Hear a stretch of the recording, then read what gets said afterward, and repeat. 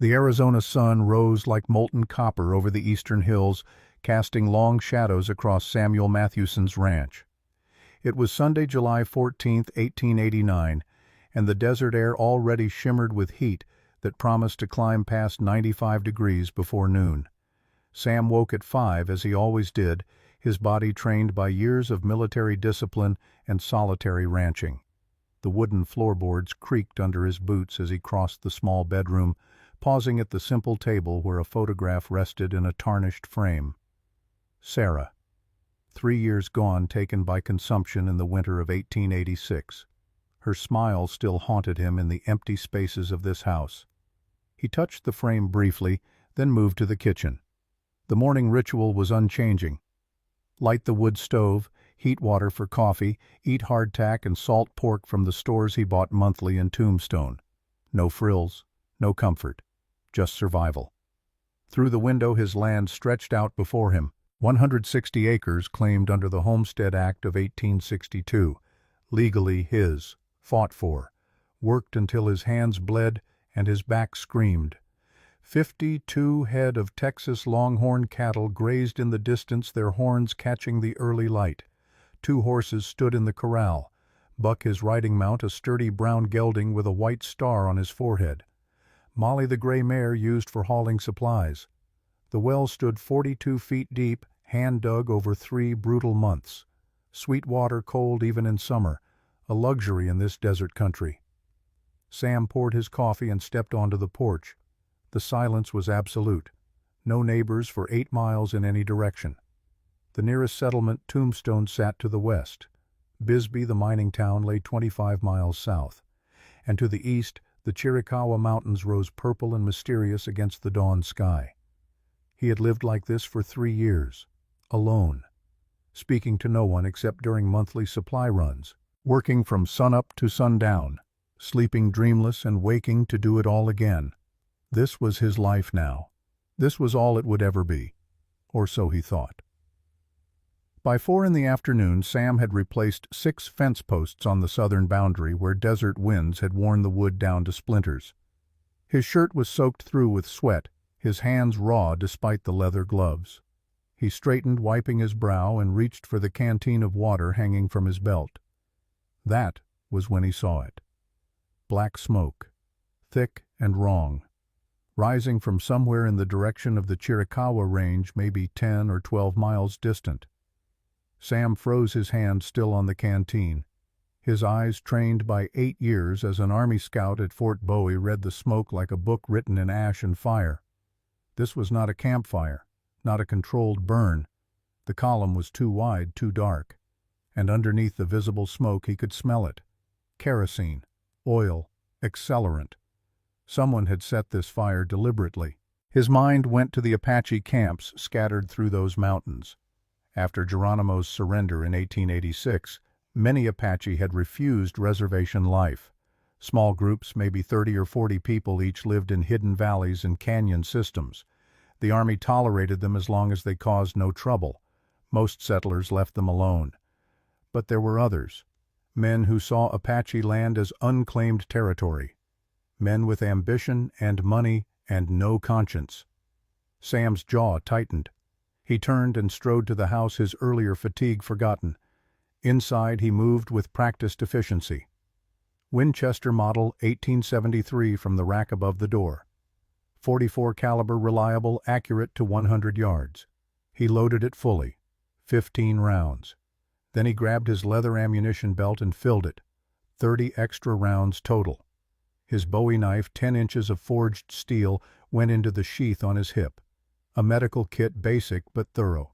Bandages, needle and thread for suturing, whiskey for sterilizing. A 2-gallon water skin, jerky and hardtack wrapped in oilcloth. He saddled Buck quickly, checking the cinch twice.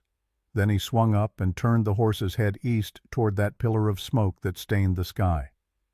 As Buck moved from a walk to a trot to a ground-eating lope, Sam's eyes scanned the earth. And there, clear in the dry soil, he found them. Wagon tracks, no horse tracks, at least 5 riders moving fast toward the mountains. The hoof prints were deep, consistent. These were not wild mustangs or casual travelers. These were shod horses, well-fed, carrying weight. An organized group. Sam's hand tightened on the reins. Whatever had happened up there in those mountains, whatever that smoke meant, it was no accident. And he was riding straight into it. Twilight was settling over the desert when Sam reached Sulphur Springs Valley.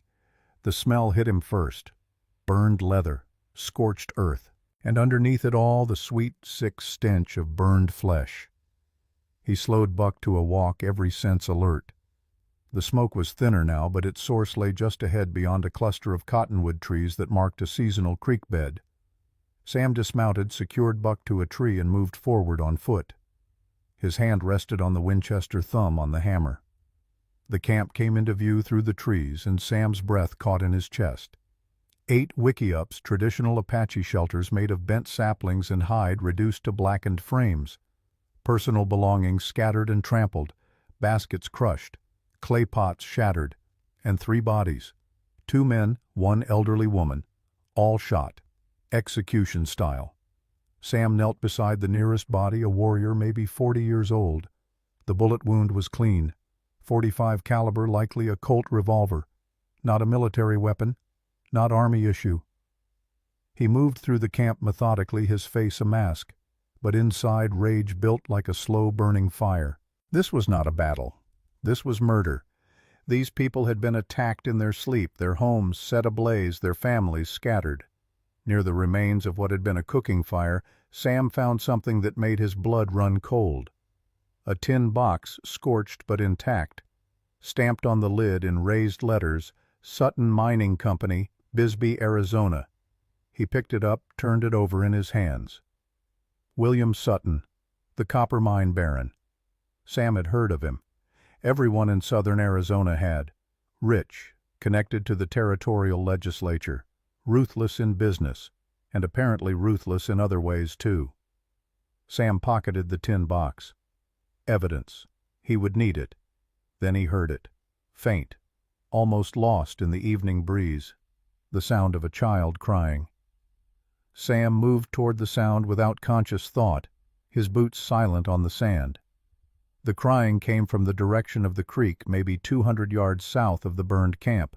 He found her in a small cave, really just an overhang of rock that provided minimal shelter. A little girl, maybe 6 years old, huddled against the stone wall. Her face was streaked with dirt and tears. Her doe-skin dress was torn. A small wound on her left forearm bled sluggishly, the edges crusted with dried blood. In her hands, clutched like a lifeline, was a small leather pouch. She saw Sam and went rigid.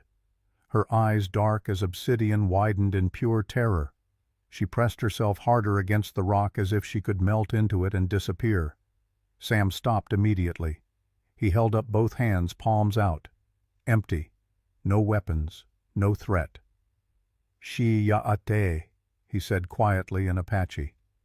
"I am a friend." The girl's eyes widened further. A white man speaking her language. Unheard of. Impossible. Sam kept his voice soft, the tone he had learned during his years scouting with Apache guides. "Shiu hosho, che diuta." I am peaceful. Do not be afraid. He lowered himself to the ground, slowly, sitting cross-legged, making himself smaller, less threatening. Then he reached for his water skin, moving with exaggerated slowness. He held it out.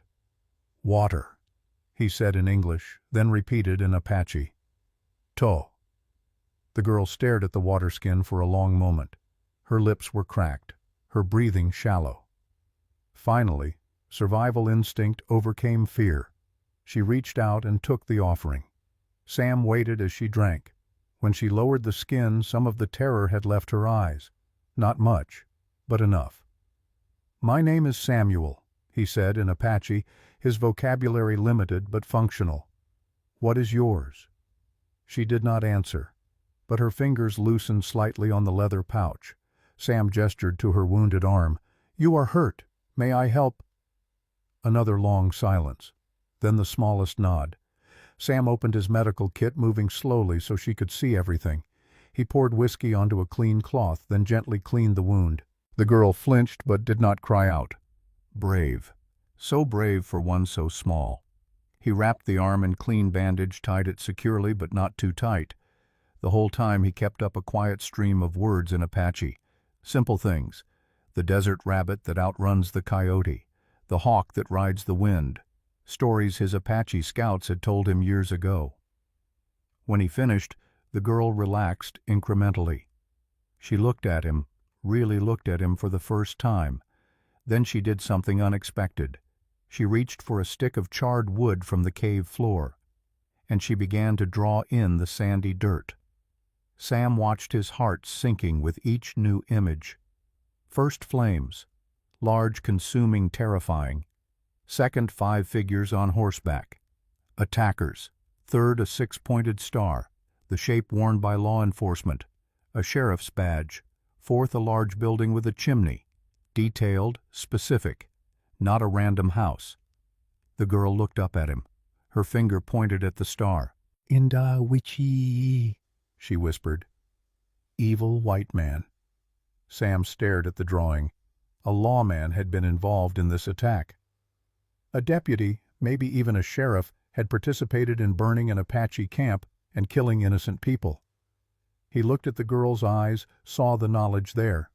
She had witnessed it, seen the badge, seen the face, and that made her a dangerous witness. The sound of hoofbeats shattered the evening quiet. Not close, but closing fast. 3 riders, maybe more, coming from the north. Sam's decision was instantaneous. He scooped the little girl into his arms. She tensed but did not fight. The leather pouch remained clutched in her small fist. "We run now," he said in Apache. "Hold tight." He moved quickly back to where Buck waited. The horse, bless him, stood steady as Sam lifted the child up and then swung into the saddle behind her. He positioned her in front of him, one arm around her waist, the other hand on the reins. "Yeah." He kicked Buck into motion. The horse responded immediately, lunging forward into a gallop. Behind them the hoofbeats grew louder, shouts in English, curses. "Stop! Leave the girl!" Sam hunched lower over the saddle horn, shielding the child with his body. The desert flew past. Saguaro cacti 20 feet tall loomed like sentries in the dimming light. Rocky outcrops became obstacles to dodge. Buck, sure-footed despite the terrain, found paths that seemed to appear out of nowhere. A gunshot cracked through the air. The bullet passed close enough that Sam felt the air displacement. The girl whimpered, pressing herself against his chest. "It's all right," Sam said. "We're almost safe." He turned Buck sharply, heading for a dry creek bed he knew from his scouting days. The horse plunged down the sandy slope, hooves sliding, then found traction in the soft bottom. Sam urged him into the deepest part where the banks rose high on either side. The riders followed, but the narrow space forced them into single file. Sam had the advantage now. He pulled the Winchester from its scabbard with one hand twisted in the saddle and aimed. The lead rider, a man in rough work clothes and a bandana over his face, raised his pistol. Sam fired first. The man jerked backward, clutching his chest, and toppled from his horse. The animal screamed and bolted. The 2 riders behind yanked their mounts to a halt, suddenly faced with a man who could shoot accurately while riding at full gallop in twilight. Sam did not wait to see what they would do. He kicked Buck hard, and the horse surged forward. They emerged from the creek bed, climbed the far bank, and disappeared into the gathering darkness. The pursuit did not follow, at least not immediately.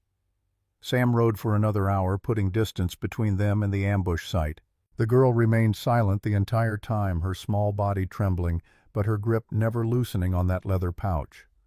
Finally, when full darkness had fallen and the stars blazed overhead in their millions, Sam saw the lights of his ranch house in the distance. Home. Safety. For now. He slowed Buck to a walk, feeling the horse's heaving sides, the lather of sweat. They had pushed hard, too hard, but they had survived. Sam looked down at the girl. Her face was turned up to his eyes, reflecting starlight. "You're safe now," he said in Apache. "I promise." She did not speak, but her hand, still clutching that leather pouch, reached up and touched his chest, just briefly, a gesture of trust. And in that moment Samuel Mathewson's life changed forever. He just did not know it yet. By the time they reached the ranch house, it was past 9 o'clock at night. Sam dismounted, every muscle screaming protest, and lifted the girl down. She stood on shaky legs, looking up at the building with wide, uncertain eyes. Sam unsaddled Buck, quickly rubbed the horse down, gave him extra grain and fresh water. The animal had earned it. Then he took the girl's hand gently and led her inside. The house was dark. He lit a kerosene lamp, the warm glow pushing back shadows. The girl flinched at the sudden light, but did not run.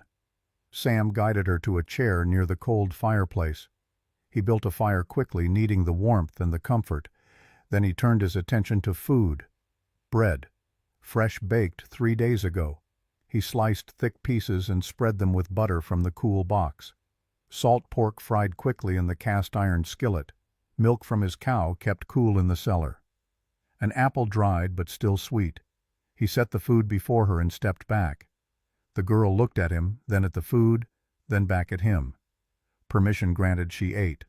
Slowly at first, then faster, as hunger overwhelmed caution. Sam watched from across the room, his own stomach forgotten. This child had been through horror. Seen things no 6-year-old should ever witness. Lost family, friends, everything familiar. And yet here she was, alive, eating, surviving. She finished the food and looked up, a question in her eyes. "You can sleep here," Sam said, gesturing to the couch near the fire. He fetched a wool blanket, thick and warm, and laid it ready. "You're safe. I won't let anyone hurt you." The girl stood, walked to the couch, and sat. But she did not lie down. Not yet. Instead, she opened the leather pouch for the first time since Sam had found her. From inside, she drew out a stone. Turquoise. Deep green blue, the color of desert rain. Polished, smooth, beautiful. She held it up to the firelight, and tears began to slide down her cheeks. "Shije, she whispered. "My father." Sam's throat tightened. This stone was all she had left of him, the last tangible connection to a parent now gone. He knelt down beside the couch at her level. "He would be proud of you," Sam said softly in Apache. "You are very brave." The girl looked at him, really looked at him, and in her eyes Sam saw something that broke his heart. Recognition. Not of him as a person, but of him as someone who understood loss. Someone who had also lost what mattered most. She clutched the turquoise stone to her chest and finally lay down. Sam pulled the blanket up to her chin. Within minutes, exhaustion claimed her, and she slept. Sam stood watch for a long time, rifle across his knees, staring into the fire. Outside, the desert night was silent. But somewhere out there, men were looking for this child. Men with guns and bad intentions. Men connected to someone powerful enough to order the murder of an entire camp. He thought of the tin box in his pocket. Sutton Mining Company. A thread. A clue. Maybe the beginning of understanding why. And he thought of the drawing in the dirt. The sheriff's star. A lawman involved in massacre. Corruption at the highest levels. Sam had been a soldier once, a scout. He had seen combat, death, betrayal. He thought he had left that world behind when he mustered out in 1880. He thought he could build a quiet life here on the edge of nowhere. But tonight, holding a terrified Apache child while killers searched the darkness, Sam realized something fundamental. The quiet life was over. The war had come to his doorstep. And this time, he would not walk away. Sam sat in the darkness, his Winchester resting across his lap, watching the windows for any sign of movement outside. The fire had burned down to embers, casting a dull orange glow across the room. Little Sparrow, as he had begun to think of her, slept fitfully on the couch, occasionally whimpering in her dreams. He checked his pocket watch. 2:30 in the morning, Monday, July 15th. Less than 12 hours since he had first seen that column of smoke rising from the mountains. A lifetime ago. Sam rose quietly and moved to the window, peering through a gap in the curtain. The moon hung low in the western sky, nearly full, painting the desert in shades of silver and shadow. Nothing moved, no riders, no watchers. But they were out there. He was certain of it. His eyes fell on the tin box he had placed on the table. Sutton Mining Company. In the lamplight, the raised letters seemed to mock him. Evidence, yes. But evidence of what exactly? That Sutton's company had been present at the attack, or that someone wanted it to look that way. Sam had learned long ago that the most obvious answer was usually correct, but he had also learned that powerful men rarely did their own dirty work. A sound from outside froze him in place. Hoofbeats. Distant, but approaching. Sam moved to the door, cracked it open an inch. 2 riders moving slowly past his property line, maybe 400 yards out. They did not approach the house, just observed, scouted. Then they turned and rode back the way they had come. Reconnaissance. They knew where he was. They knew the girl was here. But they had not attacked. Why? The answer came to him slowly. They wanted to know if he was alone, if he had allies, if anyone else knew what he had found. Smart, cautious, professional. These were not random thugs. This was an organized operation. Sam closed the door and locked it. Then he moved through the house, checking every window, every potential entry point. He pushed the heavy oak table against the front door, stacked chairs beneath the windows, prepared firing positions. If they came, he would be ready. But dawn arrived without incident. The sun rose over the eastern hills, flooding the desert with harsh morning light. Little Sparrow woke slowly, blinking in confusion at her surroundings. Then memory returned, and her face crumpled. "Shema," she whispered. "Mother." Sam's heart twisted. He knelt beside her.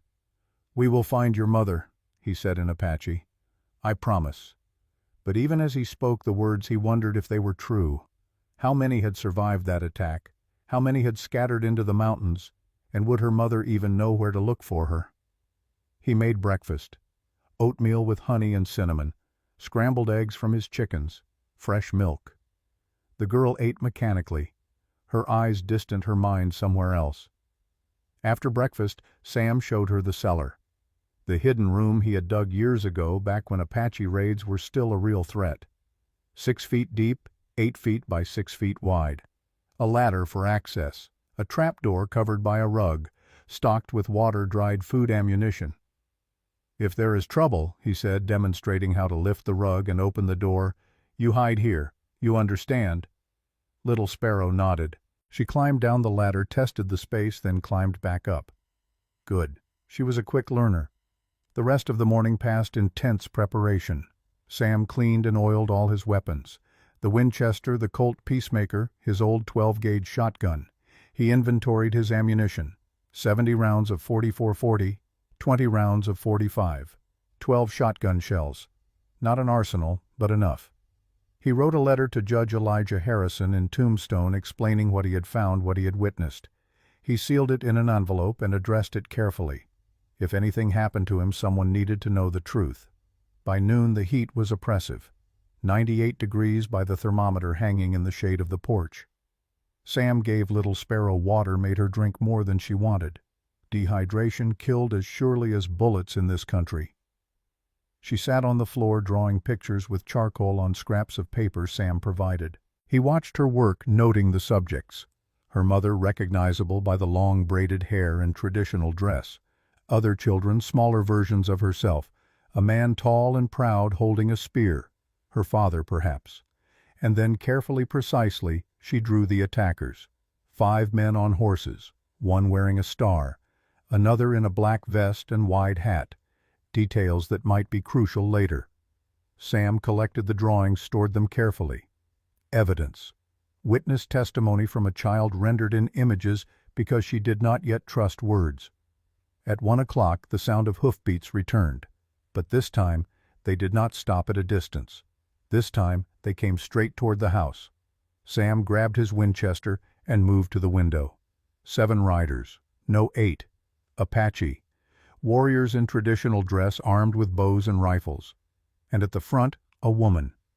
Even from a distance, even through the shimmer of heat rising from the desert floor, Sam could see her intensity. The way she sat, her horse back straight, head high. the way the others deferred to her. This was no ordinary survivor. This was a leader, and Sam knew with sudden certainty that this was Little Sparrow's mother. Sam stepped onto the porch, the Winchester held loosely in his right hand pointed down, a gesture that said he was armed but not aggressive. Behind him inside the house he heard Little Sparrow's sharp intake of breath. The riders halted 20 feet from the porch. The woman dismounted first, moving with fluid grace despite what must have been hours in the saddle. She wore a doe-skin dress decorated with intricate beadwork, turquoise jewelry at her throat and wrists. Her hair, black as obsidian, hung in a single braid down her back. Her face, though lined with exhaustion and grief, was striking. High cheekbones, strong jaw, eyes that missed nothing. She looked at Sam, assessing him in 3 seconds. His posture, his weapon, his face. Then her gaze moved past him to the darkened doorway of the house. "You have seen a child," she said in accented English. "Girl 6 years old." Her voice was controlled, but Sam heard the desperation underneath. The mother's terror held back by sheer willpower. "Yes," Sam said simply. "She is safe." The woman's knees buckled slightly, just for a second. Then she recovered, straightening. "Where?" Sam turned to the doorway. "Little Sparrow," he called in Apache. "Come." For a long moment, nothing. Then the girl appeared in the doorway, squinting against the bright sunlight. She looked at the riders, confused. Then her eyes found the woman. Everything stopped. The whole world held its breath. "Shema." Little Sparrow's voice cracked on the word. "Mother." She ran.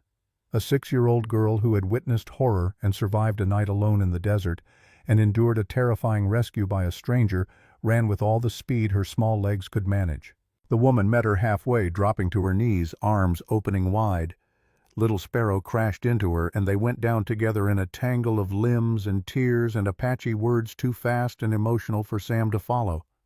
The warriors on their horses looked away, giving the moment privacy. But Sam saw more than one of them wipe their eyes. He turned away himself, giving them space. This was not his moment. This was theirs. Behind him he heard the woman sobbing, great gasping sobs that came from somewhere deep and primal, the sound of a mother who had believed her child dead and now held her alive again, the sound of grief and relief and love all mixed together into something too powerful for words. Sam waited on the porch, the Winchester still in his hand, until the crying subsided into quieter sounds, murmured reassurances, the soft Apache words mothers speak to frightened children. Then footsteps approaching. He turned. The woman stood before him, Little Sparrow on her hip, the child's face buried in her mother's neck. The woman's eyes were red but clear, and in them Sam saw something that made him uncomfortable. Gratitude so profound it was almost painful to witness. "You saved her," the woman said. Her English was excellent, barely accented. "You protected my daughter." Sam shook his head. "She needed help, that's all." "No." The woman's voice was firm. "Not all men would have stopped. Not all men would have protected an Apache child." She paused. "Especially not now." Sam met her eyes. "I'm not all men." A hint of a smile touched her lips. "I see that." She shifted Little Sparrow's weight slightly. "I am Nady. My daughter is called Little Sparrow in your language. In Apache she is called To Nwini, water bird." "Samuel Mathewson," Sam replied. "Most people call me Sam." Nady studied him for a moment longer. "You were Army," she said. Not a question. "Once. Scout at Fort Bowie, 1872 to 1880. Her eyebrows rose fractionally. "You know Apache ways?" "A little. Enough to not be completely ignorant." This time the smile reached her eyes. "That is more than most." One of the warriors, a young man maybe 22 years old, dismounted and approached. His resemblance to Nady was clear. Brother Sam guessed. "Chatto," Nady said, introducing him. "My brother." Chatto nodded to Sam but said nothing. His hand rested on the knife at his belt. Body language still wary. "Come inside," Sam said. "Out of the heat. We should talk." Nady hesitated, then nodded. She spoke rapidly in Apache to Chatto, who barked orders to the other warriors. They dismounted, leading their horses to the water trough Sam maintained for his own animals. Inside the house it was cooler by perhaps 10 degrees. Sam gestured to the chairs around his table. Nady sat Little Sparrow, still clinging to her. Chatto remained standing, a silent sentinel. Sam poured water from the clay pitcher into tin cups and set them on the table. Then he sat. "Tell me what happened," Nady said. "Everything." So Sam did. He described seeing the smoke riding to investigate, finding the burned camp, the bodies, the evidence of execution, the tin box with Sutton's name, finding Little Sparrow in the cave, the drawing she had made, the pursuit, the gunfight, the narrow escape. As he spoke, Nady's face grew harder, colder. Her fingers stroked Little Sparrow's hair rhythmically, a gesture that seemed to calm both of them. When Sam finished, silence filled the room. "Sutton," Nady finally said. The name was bitter on her tongue. "We should have known." "You know him." "Know of him. 6 months ago, maybe 7, he came to our camp, offered to buy our land. We refused. It is sacred ground. Our ancestors' bones rest there." She paused. "My husband found silver in those mountains 2 years ago. Small veins, but rich. He told no one except me and Chief Mongus, our leader, but somehow word spread. And shortly after my husband was killed, shot by prospectors who were never found."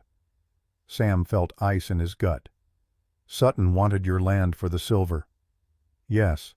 And when we would not sell, when we would not leave," she gestured helplessly, "he decided to take it." Chatto spoke for the first time, his English rough but understandable. "They burn us out, kill our elders, scatter our people, make us look like threat to white settlers. Then army comes, forces us onto reservation. Sutton buys land cheap from government, legal." It was a brilliant strategy, Sam realized. Brutal, but brilliant. Create a crisis, be the solution, profit from the chaos. "The deputy," Sam said. "The one with the badge. Little Sparrow drew him." Nady turned to her daughter and spoke in Apache. Little Sparrow, who had been silent until now, lifted her head. She nodded. Then haltingly she began to describe what she had seen. "The man with the star was tall," she said.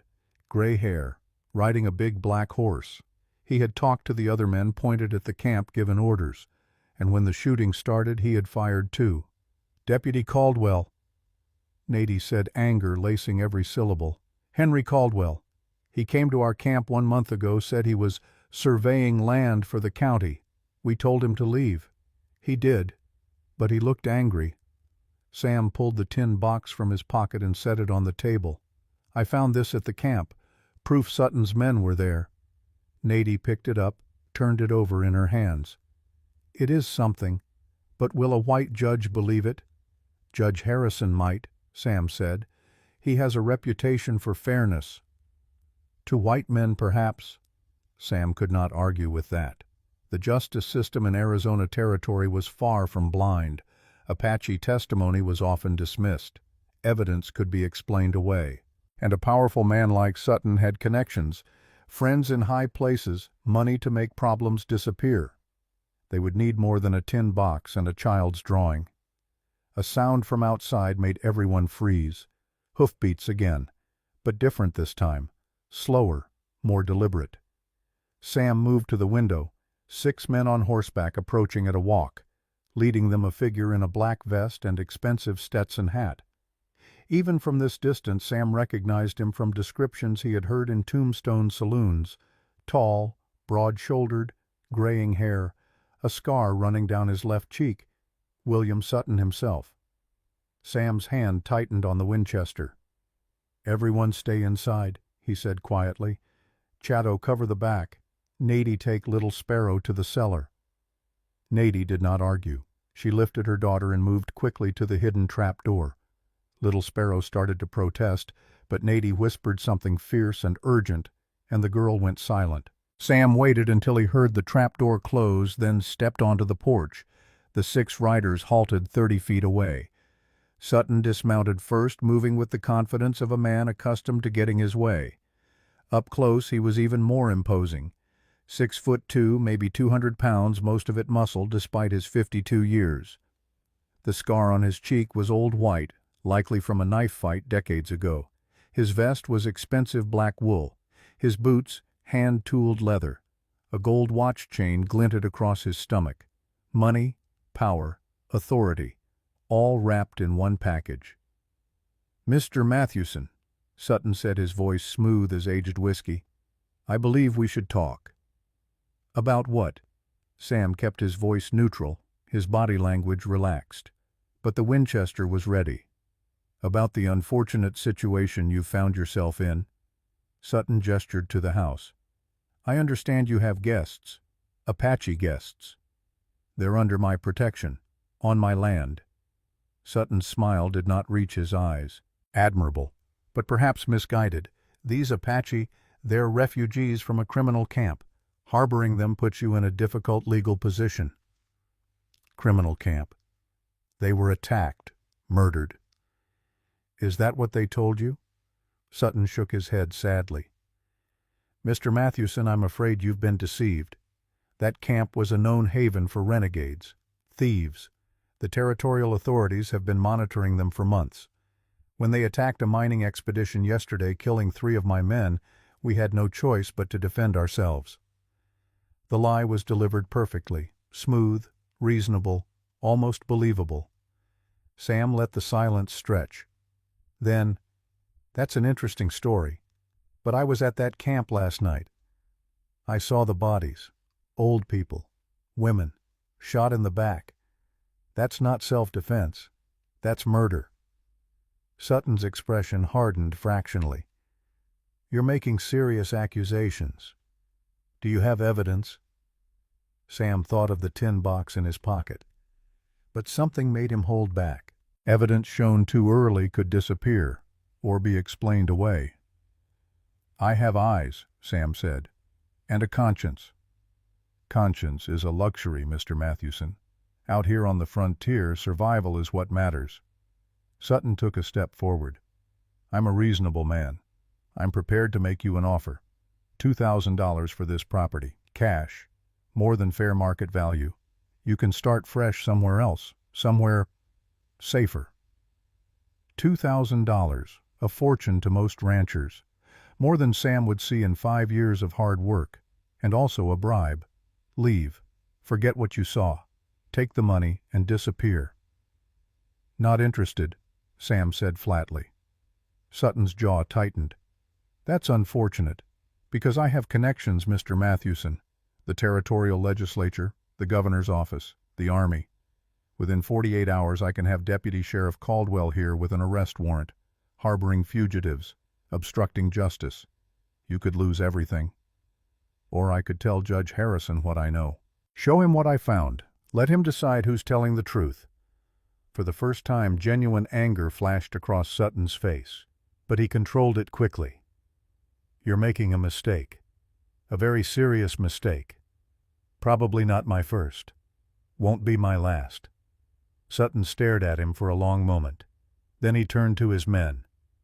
"We're done here." He mounted his horse, looked back at Sam. "You have 48 hours. After that, the consequences are yours to bear." The 6 riders turned and rode away, moving at a slow, deliberate pace, making a point. "We're not afraid of you. We'll be back." Sam watched until they were out of sight. Then he lowered the Winchester and let out a breath he had not realized he was holding. The door opened behind him. Nadie emerged, her face pale but composed. "You made an enemy today. Had one already, seems like. He will come back, with more men, with the law on his side." "I know." Sam turned to face her. "That's why we need to move fast, gather evidence, get to Judge Harrison before Caldwell can arrest us." "Us?" Nadie raised an eyebrow. "You think I'm letting you walk into this alone?" Something shifted in Nadie's expression. Surprise, respect, and underneath something warmer. "You barely know us." "I know enough. I know your daughter drew that picture. I know what I saw at that camp. And I know Sutton just tried to bribe me to stay quiet. Sam met her eyes.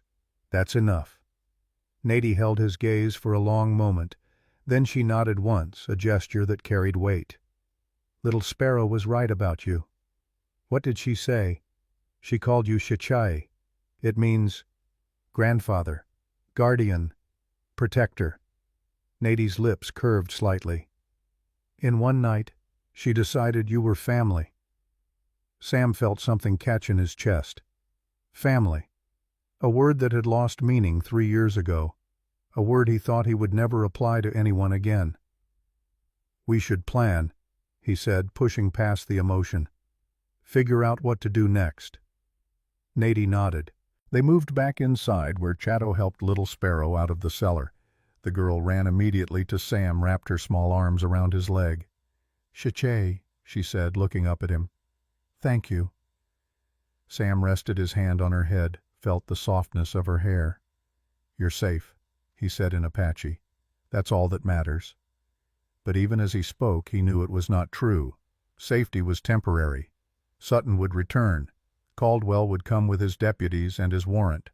And Sam would have to choose between surrendering these people to injustice or standing against the law itself. It was not a choice at all, really. He had made his decision the moment he found Little Sparrow in that cave. Now he just had to survive the consequences. The afternoon sun beat down mercilessly as Sam, Nady, Chatto, and 2 other Apache warriors gathered around the table inside the house. Little Sparrow sat in the corner drawing more pictures, her way of processing the trauma. The air was thick with tension and the weight of impossible decisions. Sam spread out a rough map he had sketched of the area. Tombstone to the west, Bisbee to the south, the Chiricahua Mountains to the east. His ranch marked with an X sat in the middle. We have maybe 40 hours, he said. Sutton gave us 48, but he will not wait that long. He will want to move while we are still confused, still planning. Nady leaned over the map, her finger tracing potential routes. Our people are scattered. Chief Mongus took the survivors north into the deeper mountains. 20 people, maybe 25. They are safe for now, but without supplies, without shelter rebuilt, they cannot last long. How far north? Sam asked. 2 days' ride. 3 if you are cautious. Too far. They could not wait for reinforcements from the main camp. Whatever happened here would happen with the people in this room. Sam looked around the table. Besides Chatto, 2 other warriors had accompanied Nady. Dakota Jr., Chatto's cousin, a stocky young man of 20 with a steady gaze, and Kai, 19, lean and quick, known for his skill with the bow. Chatto spoke up, his voice rough. We fight. They come, we kill them. Simple. Not simple, Nady countered. If we kill deputies, even corrupt ones, the army will hunt us. Every Apache in the territory will be blamed. There will be no mercy. So we run, hide. Chatto's frustration was palpable. We have done nothing wrong, but we must act like criminals. Sam understood the young man's anger. It was the anger of the powerless, of those who saw injustice but had no legitimate way to fight it. We do not run, Sam said. And we do not fight. Not yet. We do something Sutton does not expect. We attack first, but with truth, not bullets. Everyone looked at him. Explain, Nady said. Sam pointed to Tombstone on the map. Judge Harrison is there. He is known to be fair, honest. If we can get to him with evidence before Caldwell moves, we can force an investigation, put Sutton on the defensive. What evidence do we have? One of the warriors, a man named Kai, spoke for the first time. Tin box can be explained. Child's drawing is not proof. No, Sam agreed. But testimony is. Nady, you can testify about Sutton's attempts to buy your land, about your husband's death. Chatto, you and the others can describe the attack. And Little Sparrow, he hesitated. If she is willing, her testimony about seeing Caldwell, there would be powerful. Nady's face darkened. She is 6 years old. She has been through enough. I know, and I would not ask if there was another way. But she is the only one who can place Caldwell at the scene. Without that, he can deny everything.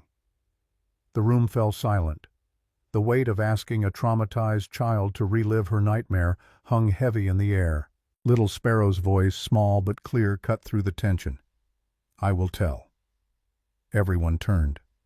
The girl stood, her drawings scattered around her feet. Her face was set with determination far beyond her years. "I will tell the judge," she repeated in Apache. "The bad men should not win." Nady crossed to her daughter, knelt down. They spoke quietly, rapidly in Apache. Sam caught only fragments. Mother trying to protect, daughter insisting. Finally, Nady stood, tears on her cheeks but acceptance in her eyes. "She will do it," Nady said. "But I go with her.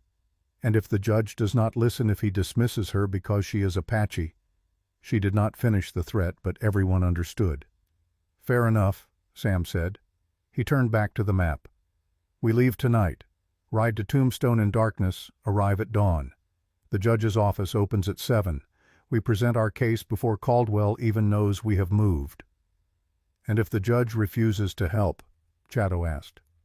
Sam met his eyes. "Then we fight." It was not much of a plan, too many variables, too many things that could go wrong, but it was something. Action instead of waiting. Initiative instead of reaction. "There is one more thing," Sam said.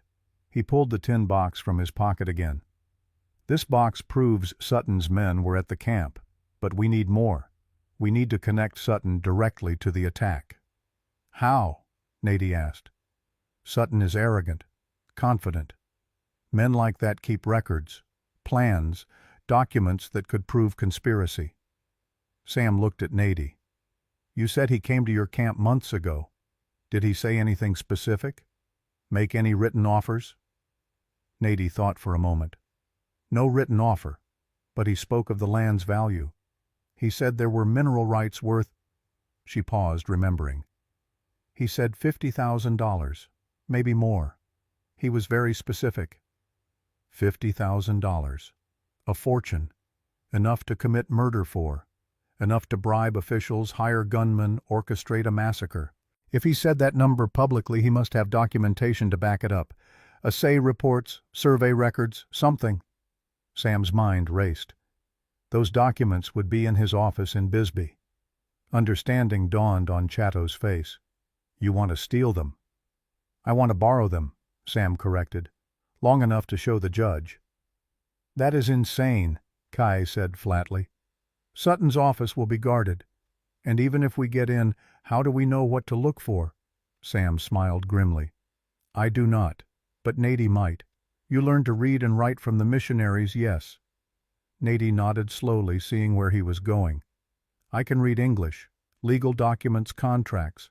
I worked with the mission teacher for 3 years. Then we split into 2 groups. Chatto Kai and one other stay here with Little Sparrow. Fortify the house. If Sutton's men come, hold them off until we return. Nady and I ride to Bisbee tonight, break into Sutton's office, find the proof we need, then ride to Tombstone by dawn." The plan was audacious, reckless even. Breaking into the office of a wealthy, connected businessman was asking for trouble. But Sam had learned in the Army that sometimes the boldest moves were the safest precisely because no one expected them. "I do not like this," Chatto said. "My sister in danger, breaking into buildings." "Your sister will be with me," Sam replied, "and I am very good at not getting caught." Nady surprised everyone by laughing. It was brief, almost bitter, but genuine. "You are either very brave or very stupid, Samuel Mathewson." "Probably both," Sam admitted. "But do you have a better idea?" She did not. None of them did. The sun was setting, painting the desert in shades of orange and purple when Nady made her announcement. She stood in the main room, Little Sparrow clinging to her side, and addressed the group. "I will go with Sam to Bisbee," she said in Apache, then repeated in English for Sam's benefit. "But Little Sparrow stays here." The girl's head snapped up. "No, Shima, I go with you." "You cannot, little one." Nady knelt, cupping her daughter's face. "It will be dangerous, and you will be safer here with Chatto and the others." "I want to stay with you." Little Sparrow's voice rose, panic creeping in. "What if you do not come back?" It was the fear every child felt, but magnified 1,000 times by what she had already lost. The father who had not come back, the camp that had burned, the world that had shattered around her. Nady pulled her daughter close. "I will come back. I promise." That's what Shijie said. Little Sparrow was crying now, great heaving sobs. He promised too, and then he was gone. The room went still. Sam felt the weight of that accusation, the terrible truth that in this world promises meant nothing. Death came regardless. But Nady did not flinch. She held her daughter's face, made the girl look at her. "Listen to me, Tonwini. Listen. Your father made that promise in good faith. He believed it, and when bad men took him, he fought to keep that promise. He died trying to come back to us." Little Sparrow hiccuped, tears streaming. "I make you the same promise now." Nady continued, "I will fight to come back, and Sam will help me. But you must be brave. You must trust Chatto and stay here where it is safe. Can you do that?" Little Sparrow looked at her mother, then at Sam. Her small face was a battlefield of fear and trust loss and hope. Finally, slowly, she nodded. But then she did something that broke Sam's heart. She pulled the turquoise stone from her pouch, the last gift from her father, and pressed it into Nady's hand. "Take this," she said in Apache. "It protected Shijie. Now it protects you." Nady's composure cracked. She crushed her daughter to her chest, shoulders shaking. Sam turned away, giving them privacy. Chatto did the same, his jaw tight. When Nady finally released Little Sparrow, she stood and walked to Sam. Without a word, she held out the turquoise stone. "She wants you to have it," Nady said quietly. Sam started to refuse, but Nady pressed it into his palm. "It is protection. And more than that, it is trust. From a child who has lost everything, who is choosing to believe in you. Honor that." Sam closed his fingers around the stone. It was warm from Nady's hand, smooth with years of handling. "I will bring you back to her," he said. "That is my promise. See that you keep it." Nady's voice was steady now, the mother's grief locked away behind the warrior's mask. They prepared quickly as darkness fell. Sam saddled Buck and Molly, his two best horses. They would need speed and endurance for the night ride. He packed light. 2 rifles, extra ammunition, water, minimal food. A dark coat and hat for Nady to make her less conspicuous. Nady spoke with Chatto and the others, giving instructions in rapid Apache.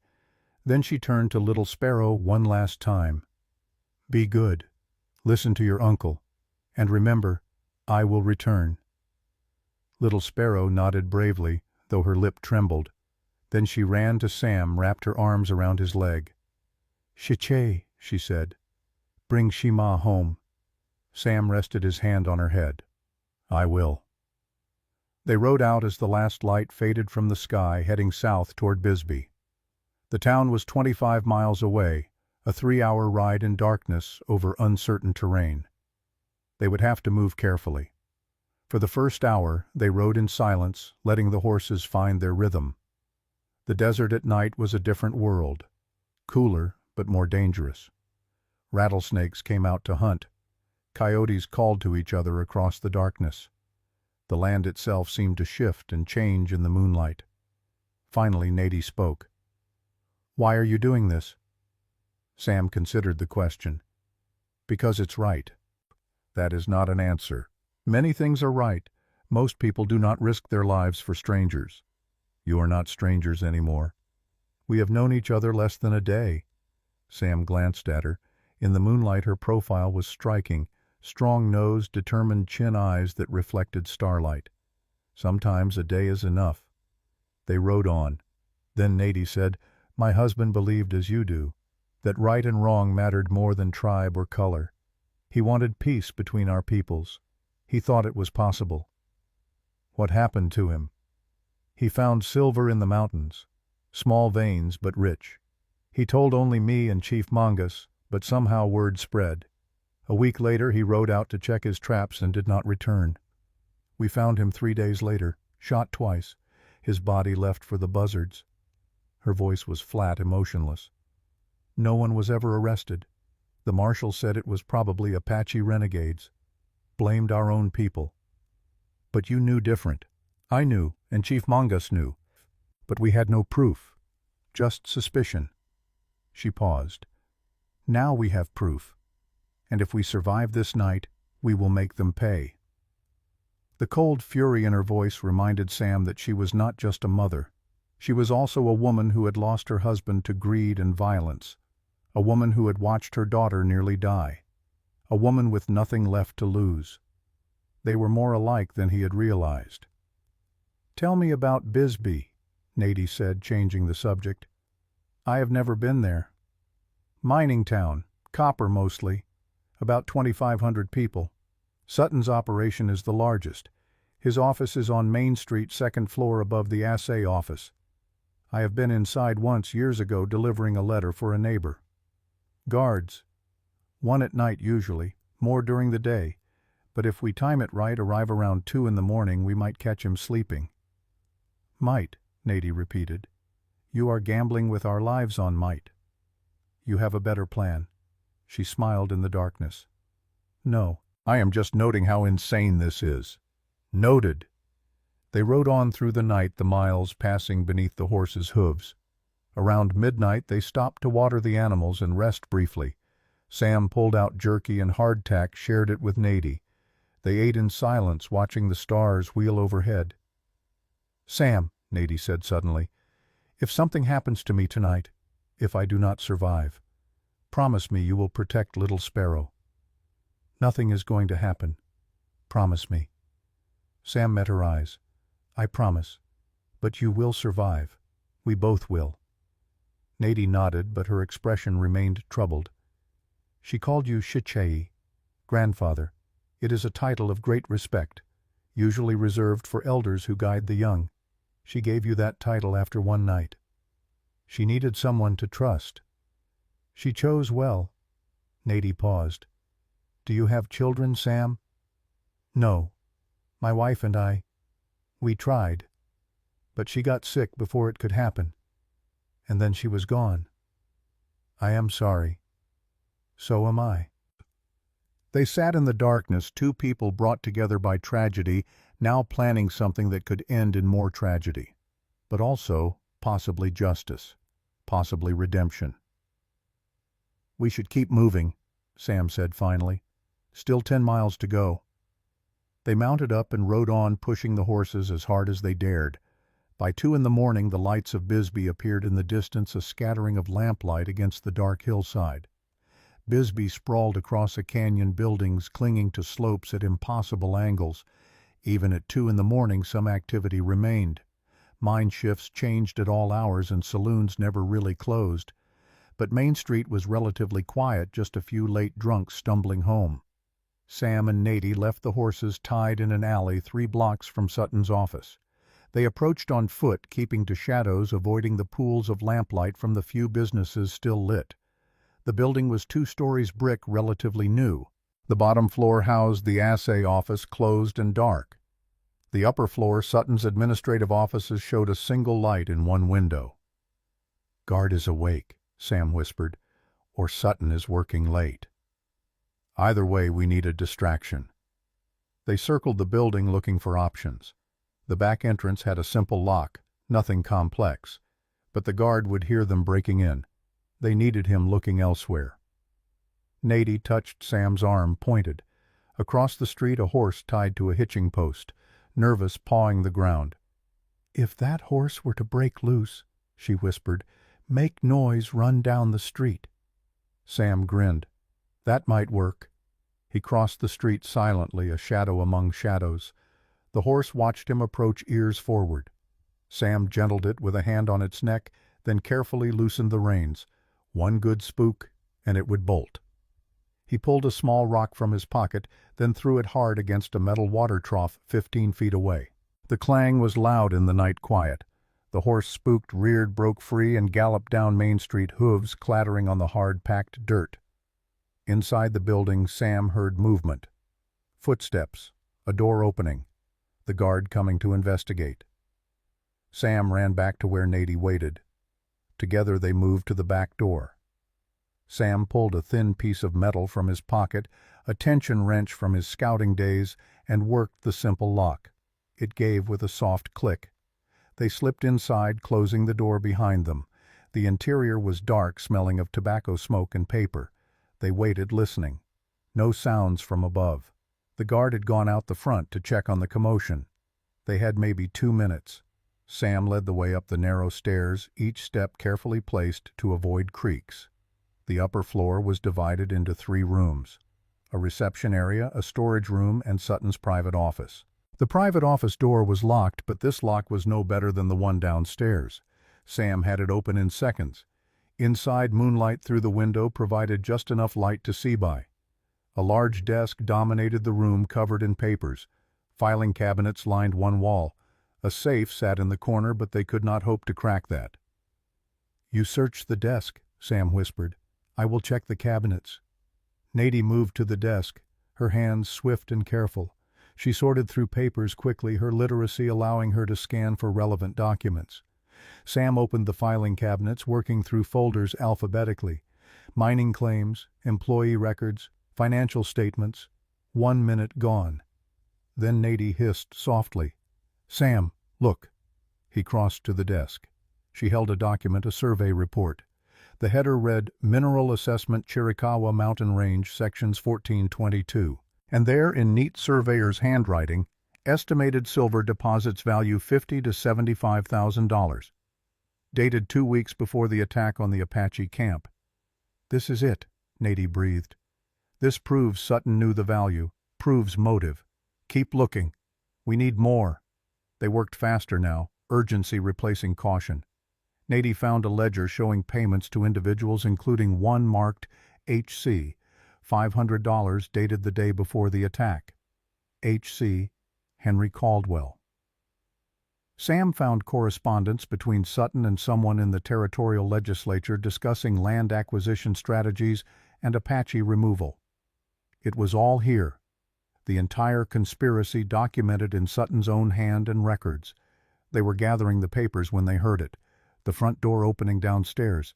Heavy footsteps. Not one person. Multiple people. Sam's blood ran cold. They had walked into a trap.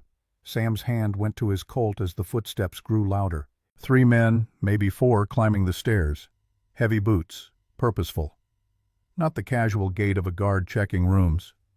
This was a coordinated entry. Nadie stuffed the documents into her shirt, her eyes meeting Sam's in the moonlight. No words needed. They both understood. They had been expected. The question was how. Had someone seen them enter? Or had this been planned, a trap baited and waiting? The footsteps reached the top of the stairs. A voice called out, familiar and smooth. "Mr. Mathewson, I know you are up here. Come out peacefully, and no one needs to get hurt." William Sutton. Sam moved to the window, looked down. The drop was 20 feet to hard-packed earth. Survivable, but they would likely break something. And even if they made it down intact, there were men below. He counted 3 on the street watching. 7 men total. Maybe more he could not see. They were surrounded. "Samuel," Nadie whispered. "The roof." Sam looked up. A trap door in the ceiling used for roof access and ventilation. Small but large enough for a person to squeeze through. He dragged Sutton's heavy oak chair beneath the trap door, climbed up and pushed. The door resisted, then gave with a groan of rust. Cool night air flooded in. "Go," he whispered to Nadie. She climbed onto the chair, lithe and quick. Sam boosted her up and she pulled herself through. Then he followed just as the office door burst open. Lamplight flooded the room. Sutton stood in the doorway, flanked by 2 men with rifles. His face twisted with rage when he saw the open trap door. "The roof! Get up there!"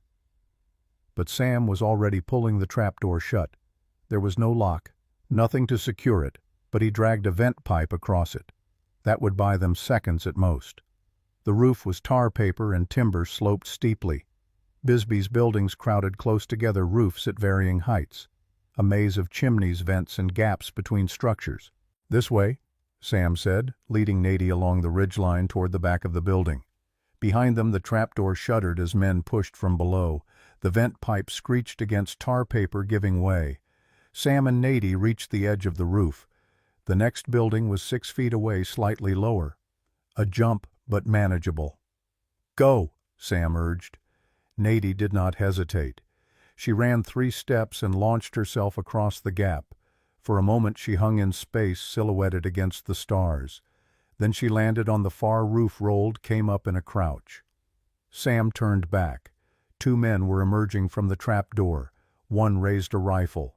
Sam drew his Colt and fired twice. Not to kill, but to suppress. The bullet spanged off the metal vent pipe. The men ducked back. Then Sam ran and jumped. The gap yawned beneath him, a black void that seemed to pull at him. His boots hit the far roof hard, sending jolts through his knees.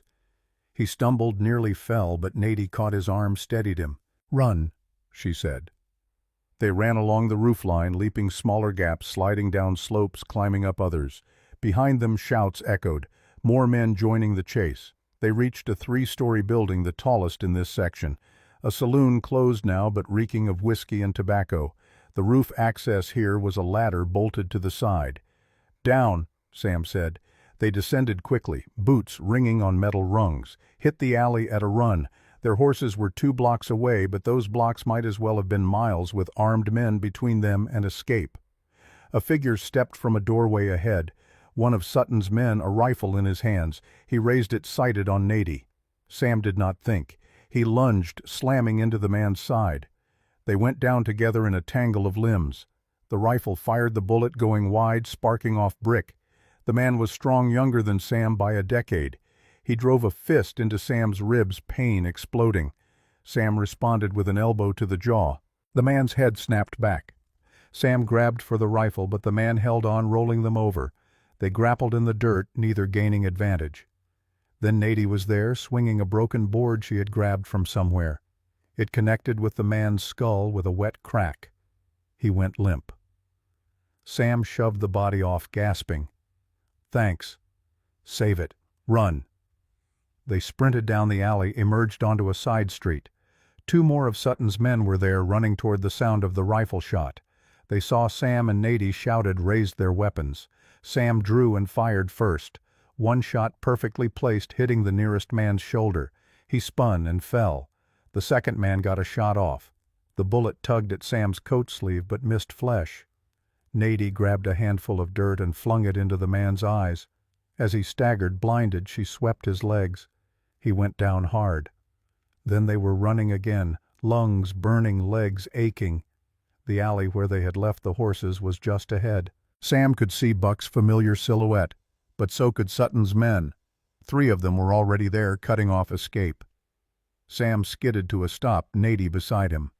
Behind, more men were closing in. They were trapped between 2 groups, no more than 30 seconds from being captured or killed. Nady's hand found his, not seeking comfort, but offering solidarity. If they died here, they died together. Then a sound cut through the night. Not gunfire, not shouts. Something else. A war cry. High, ululating, unmistakable. Apache. From the darkness above, from the roofs they had just crossed, arrows whistled down. Silent, deadly, precise. 2 of Sutton's men at the horses fell, arrows sprouting from chests and legs. The third man spun, raising his rifle toward the rooftops. A tomahawk flew through the air, end over end, and buried itself in his thigh. He screamed, collapsed. Chatto dropped from the roof, landing in a crouch. Behind him, Dakota Jr. and Kaye appeared, bows drawn, covering the street. "Chatto!" Sam could not believe it. "What are you doing here? Did you think we would let you go alone?" Chatto's grin was fierce. "We followed, and it is good we did." There was no time to argue. The men behind them were almost upon them. "Horses now!" Sam shouted. They ran for their mounts. Sam untied Buck, swung up. Nady took Molly. Chatto and the others had their own horses tied nearby. More of Sutton's men poured into the alley. Gunfire erupted, muzzle flashes bright in the darkness. A bullet scored across Buck's flank. The horse screamed, reared, but Sam held on. They charged down the alley at full gallop, breaking through the line of men who scattered rather than be trampled. Out onto Main Street, hooves thundering on hard pack. Behind them men mounted up to give chase, but in the darkness on unfamiliar horses they were slower. Sam led his group out of Bisbee at a dead run, pushing the horses as hard as he dared. A mile out he checked back. 4 riders followed but falling behind. 2 miles and the pursuit faded. Either they had given up or lost the trail in the darkness. Sam finally slowed to a walk, letting Buck catch his breath.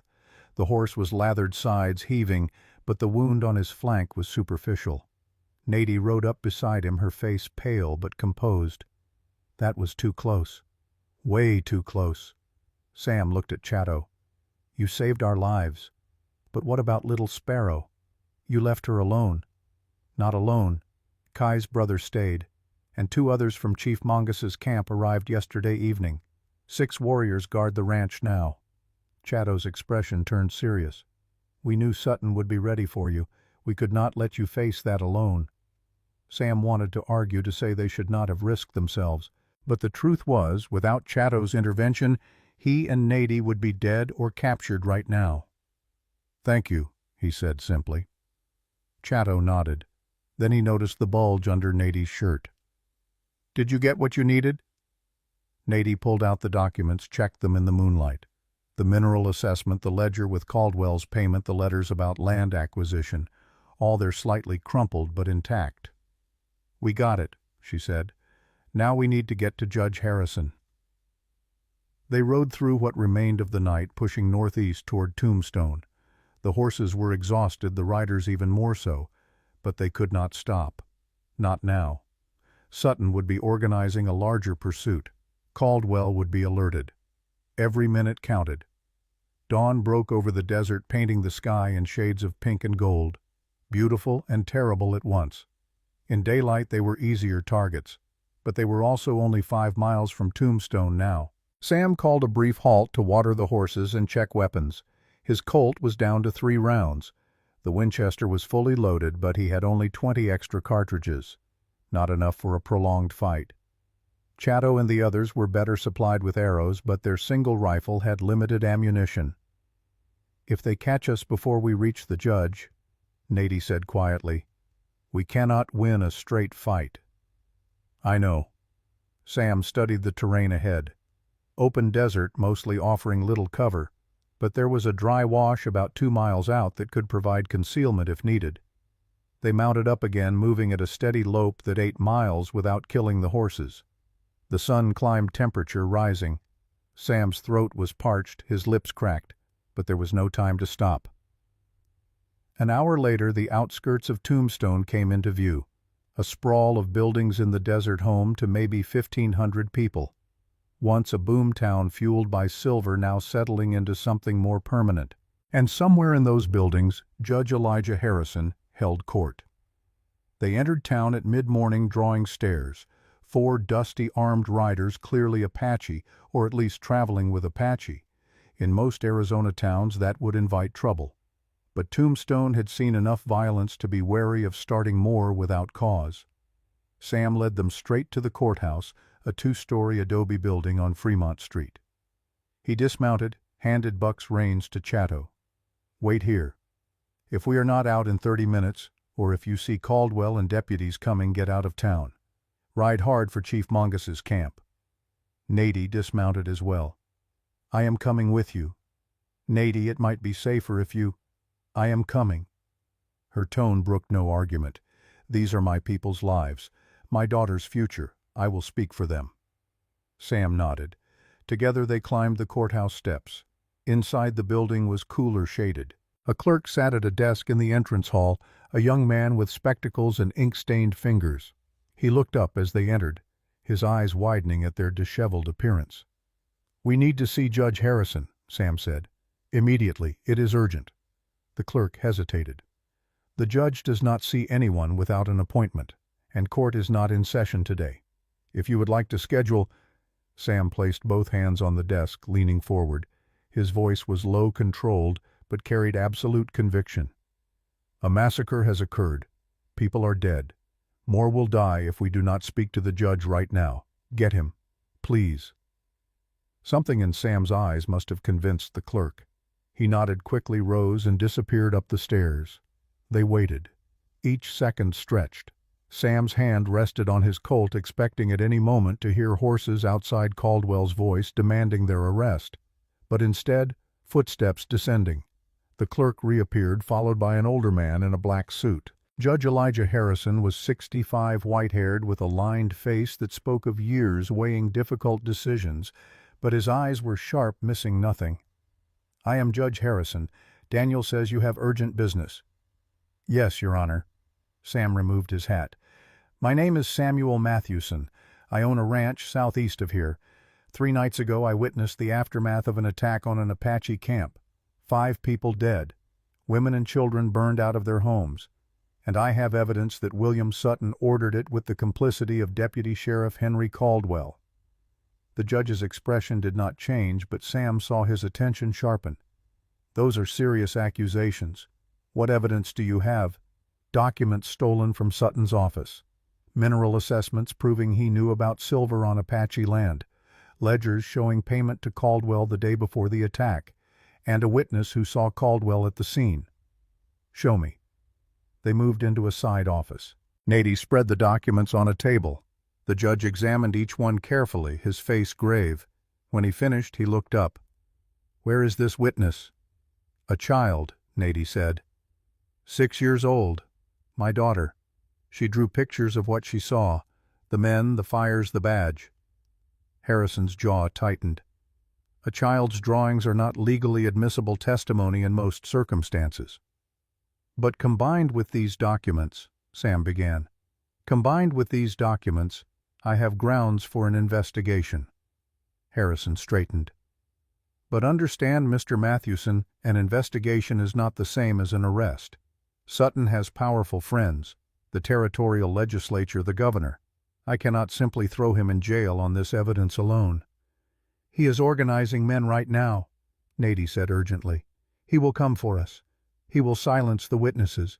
If you do not act quickly, I will act within the law, Mrs. Nady. Just Nady. Mrs. Nady. The law may seem slow, but it is the only protection any of us have from chaos." Harrison paused. "However, I can issue an order requiring Sutton and Caldwell to appear for questioning, and I can request that the U.S. Marshal take them into protective custody until they do so." It was not an arrest, but it was something. "How long?" Sam asked. "Marshal Cooper is in town. I can have the order written and served by noon." Noon, an hour away. Could they stay alive that long? A commotion outside answered the question. Shouts, the sound of many horses, and a voice Sam recognized from his one previous encounter. "Mathewson, come out. You are under arrest for theft, trespassing, and assault." Deputy Sheriff Henry Caldwell had arrived. Sam moved to the window, looked out. A dozen men on horseback filled the street. Caldwell sat at the front, his star glinting in the sun. Behind him a mix of deputies and men Sam recognized as Sutton's employees.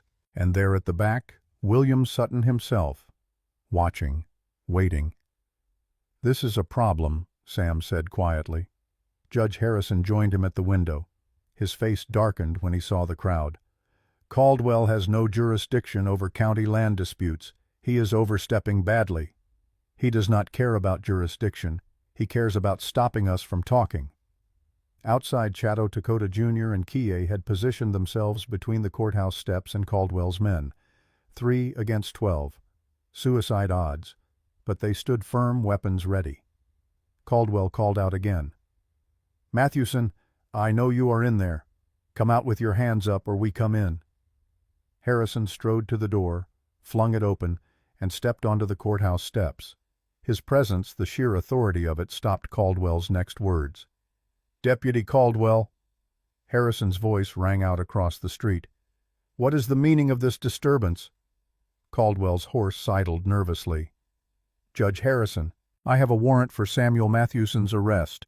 Theft from William Sutton's office. Assault on his employees. Harboring Apache fugitives." "Let me see this warrant." Caldwell hesitated, just for a second, but it was enough. He had no warrant. This was a bluff, a power play designed to seize Sam and Nady before they could present their evidence. "The warrant is being drawn up by the county sheriff as we speak," Caldwell said. But the crimes are witnessed, the evidence clear. I am acting on probable cause. Probable cause does not authorize a military-style assault on a courthouse deputy. Harrison descended one step, his posture rigid with controlled anger. You and your men will stand down immediately. If you have legitimate cause for arrest, you will present it through proper channels. Until then, Mr. Mathewson and his companions are under the court's protection. Caldwell's face reddened. You are protecting criminals, Judge. That is obstruction of justice. I am protecting the law, Deputy, something you seem to have forgotten in your zeal. Harrison's voice dropped, became colder. Or perhaps you have other motivations. Tell me, how much is William Sutton paying you to harass these people? The street went silent. Even the horses seemed to sense the shift in the air. Sutton urged his horse forward. Judge Harrison, you are overstepping your authority. This is a law enforcement matter, not a judicial one. And you, Mr. Sutton, have no authority at all, yet here you are leading what appears to be a lynch mob. Harrison gestured to the armed men. Return to your businesses, all of you. This matter will be resolved through legal means. We have done nothing wrong, Sutton said, but his voice lacked its usual confidence. We are merely concerned citizens. You are a suspect in a murder investigation, Harrison said flatly, as is Deputy Caldwell. I have evidence of conspiracy, bribery, and the massacre of Apache citizens under territorial protection. Both of you will surrender your weapons and submit to questioning. Caldwell's hand dropped to his pistol. You have no grounds. I have these grounds. Sam stepped out onto the porch holding up the documents. Mineral assessments showing you knew about silver on Apache land, Sutton. Ledgers showing you paid Caldwell $500 the day before the attack. Letters discussing illegal land seizure, all in your own files. Sutton's face went white, then red. You broke into my office. That evidence is inadmissible. Fruit of the poisoned tree. Perhaps, Harrison said, but it is grounds for an investigation, and during that investigation I suspect we will find much more. He turned to the street. Where are the U.S. Marshals? From the crowd, a man in a dark suit stepped forward. U.S.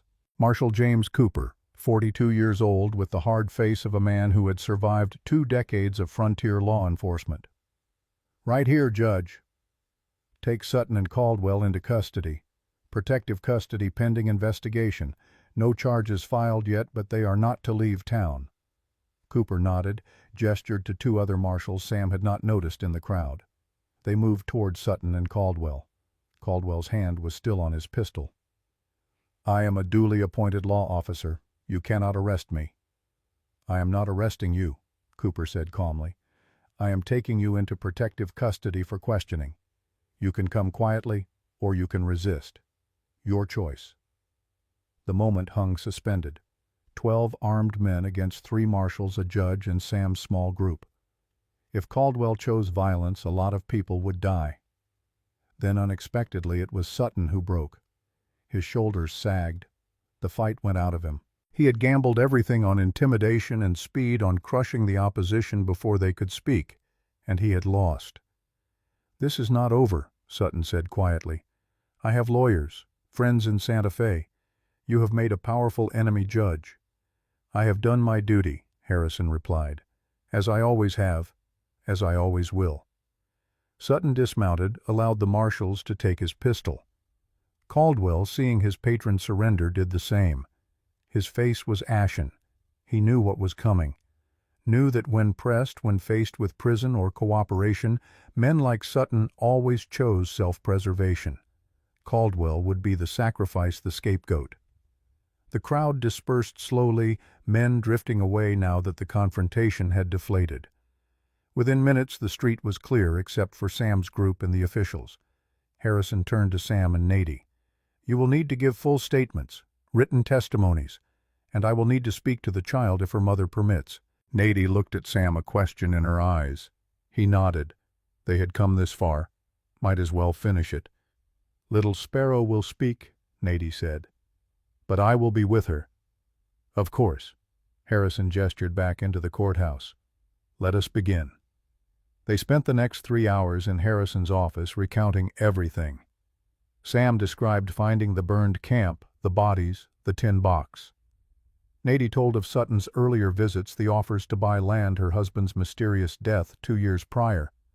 A court stenographer recorded every word, his pen scratching across paper in neat shorthand. When they finished, Harrison leaned back in his chair.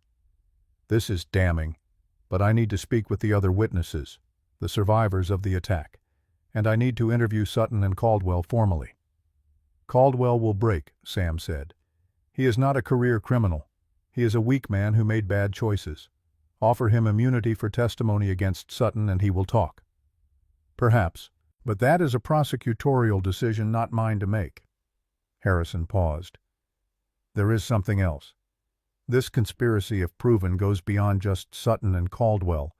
There are letters here mentioning territorial officials, members of the legislature. This could expose corruption at the highest levels." "Then expose it," Nady said simply. "Let the light in. Let people see what was done in their name." Harrison smiled a tired expression. "You have more faith in the system than most, Mrs. Nady. I hope you are right to have it." A knock at the door interrupted them. Chatto entered, his face tight with worry. "Sam, Nady, you need to come. Now." They followed him down the stairs and out into the street. A rider had just arrived, his horse lathered near collapse, one of the warriors from Sam's ranch. His arm was bandaged, blood seeping through. "What happened?" Sam demanded. The warrior spoke rapidly in Apache. Nady translated, her voice shaking. "The ranch. It was attacked this morning. 20 men, maybe more. They are holding it under siege." Sam's blood ran cold. Little Sparrow. "Still inside, safe in the cellar. But the men are trying to burn them out.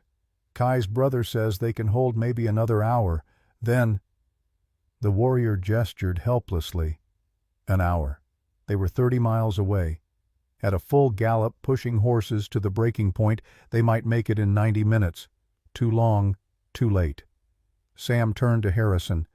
"I need horses, fresh mounts, and men, as many as you can spare. Mr. Mathewson, I cannot authorize a vigilante force." "My daughter is in that house." Nady's voice cracked. "Our people are dying. What is your law worth if it cannot protect children?" Harrison's face showed the conflict. Legal procedures, due process, the careful steps that made civilization possible, all true, all important, and all utterly useless in the face of immediate lethal violence. Marshal Cooper spoke up. "Judge, I can deputize volunteers. Make it official. That way whatever happens is under federal authority." Harrison hesitated only a moment. Then he nodded. "Do it. And God help us if we are wrong." Cooper stepped into the street, raised his voice. "I need volunteers, federal deputies, armed men willing to ride to stop a massacre. Who will come?" For a long moment, no one moved. Then a man stepped forward from a storefront, then another, then 5 more. Men who had listened to the testimony, heard the truth, decided that some things mattered more than keeping their heads down. Within 10 minutes, Cooper had 15 volunteers. Not an army, but enough. "Arm yourselves," Cooper ordered. "Fresh horses from the livery. We ride in 5 minutes." Sam was already moving, but Nady caught his arm. "Samuel, if she is—" Nady could not finish the sentence. "She is alive," Sam said firmly, "and we are going to keep her that way." But even as he spoke, he wondered if he was right. An hour was a long time when men with torches and guns wanted you dead. They mounted up a column of riders forming in the street. Sam at the front, Nady beside him. Chatto and the Apache warriors integrated among the volunteers. Marshal Cooper brought up the rear. Judge Harrison stood on the courthouse steps watching them prepare to leave. His face was grave. "Bring them back alive," he called. "All of them. We need living witnesses for this case." Sam nodded once. Then he kicked Buck into motion. They rode out of Tombstone at a gallop, racing the sun across the desert, racing against time, racing against death, and praying they would not arrive too late. The horses pounded across the desert hooves, throwing up plumes of dust that hung in the still air behind them. Sam pushed Buck harder than he ever had, feeling the animal's powerful muscles bunch and release with each stride. Beside him, Nadie rode Molly with the easy grace of someone born to horseback, her face set in determined lines. Behind them, the column of volunteers spread out, some falling back as their mounts tired. Marshal Cooper kept pace near the front, his face grim. Chatto and the Apache warriors rode in tight formation, conserving their horses' energy with practiced efficiency. The sun climbed higher, the temperature rising past 100 degrees. Sweat soaked through Sam's shirt, stinging the cuts and bruises from the Bisbee fight. His ribs ached where the man in the alley had struck him. But pain was distant, unimportant. Only speed mattered. Only reaching Little Sparrow in time. They had been riding for 40 minutes when Sam spotted smoke on the horizon. Black, thick, the same signature he had seen 4 days ago when this nightmare began. There, Nadie pointed, her voice raw. The ranch, still standing, but smoke poured from the barn. Figures moved around the main house, too distant to count. The sound of sporadic gunfire carried across the desert flat cracks that meant the defenders were still fighting, still alive. Sam urged Buck to even greater speed, the horse responding despite its exhaustion. The distance closed, half a mile, quarter mile. Now he could see details. At least 20 men surrounded the house, using overturned wagons and rocks as cover. They fired steadily at the windows, keeping the defenders pinned. 2 men worked at the back of the house, piling brush and wood against the walls, preparing to set fire. If that house burned with Little Sparrow inside... Sam did not let himself finish the thought. 200 yards out, one of the attackers spotted the approaching riders. He shouted, pointing. The men around the house turned weapons, swinging toward this new threat. "Spread out!" Cooper yelled. "Don't give them a concentrated target." The column dispersed, riders fanning left and right. Sam drew his Winchester as he rode the motion automatic from years of cavalry drills. Beside him, Nadie readied her bow and arrow, already nocked. 100 yards. The attackers opened fire.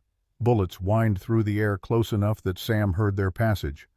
One of the volunteers cried out, hit tumbling from his saddle. The others kept coming. 50 yards. Sam raised the Winchester one-handed, steadied it against his hip, and fired. The recoil nearly tore the weapon from his grip, but he saw one of the men by the house spin and fall. He worked the lever, fired again. Another miss, but the attackers scattered, their concentration broken. 20 yards. Nadie released her arrow. It flew true, taking a man through the shoulder. He screamed, dropped his rifle. Chatto and the warriors unleashed a volley, arrows whistling through the air like angry hornets. Then they were in among the attackers, the fight dissolving into chaos. Sam leaped from Buck's back, hitting the ground in a roll that sent fresh pain through his bruised ribs. He came up firing the Winchester, 3 rapid shots that drove 2 men behind cover. A third man charged him, swinging a rifle like a club. Sam blocked with the Winchester's barrel, the impact jarring his arms, then drove the stock into the man's face. Bone crunched. The man went down. Gunfire erupted all around. Shouting, screaming. The acrid smell of powder smoke thick in the air. Marshal Cooper and his deputies formed a line, their rifles cracking in disciplined volleys. The attackers caught between the house defenders, and this new force began to break. Some threw down their weapons, raising hands in surrender. Others ran for their horses, desperate to escape. A few fought on, too committed or too foolish to see they were beaten. Sam charged toward the house, reloading the Winchester as he moved. The 2 men who had been piling brush were trying to flee. Sam fired twice. One fell. The other made it to a horse and galloped away. "Cease fire!" Cooper's voice cut through the noise. "Cease fire!" The shooting tapered off, then stopped. Sudden silence, broken only by groans of wounded men and the panicked whinnying of horses. Sam reached the front door of the house, pounded on it with his fist. "It's Sam! We're here! Open up!" For a moment, nothing. Then the sound of furniture being dragged aside. The door cracked open, revealing Kai's brother, a young warrior named Neol. His face was streaked with powder burns, but he was grinning. "Shachei," he said. "Your timing is very good." Sam pushed past Neol into the house. 3 other warriors were there, all wounded but alive. And in the corner, emerging from the cellar, a small figure in a torn doe-skin dress. Little Sparrow. The girl saw him, and her face transformed. She ran, crashed into his legs, wrapped her arms around him. Sam lifted her, held her tight, felt her small body shaking with sobs. "You came," she whispered in Apache. "You came." "I promised," Sam said, his own voice rough. "Where is your mother, Nadie?" He carried Little Sparrow outside into the sunlight.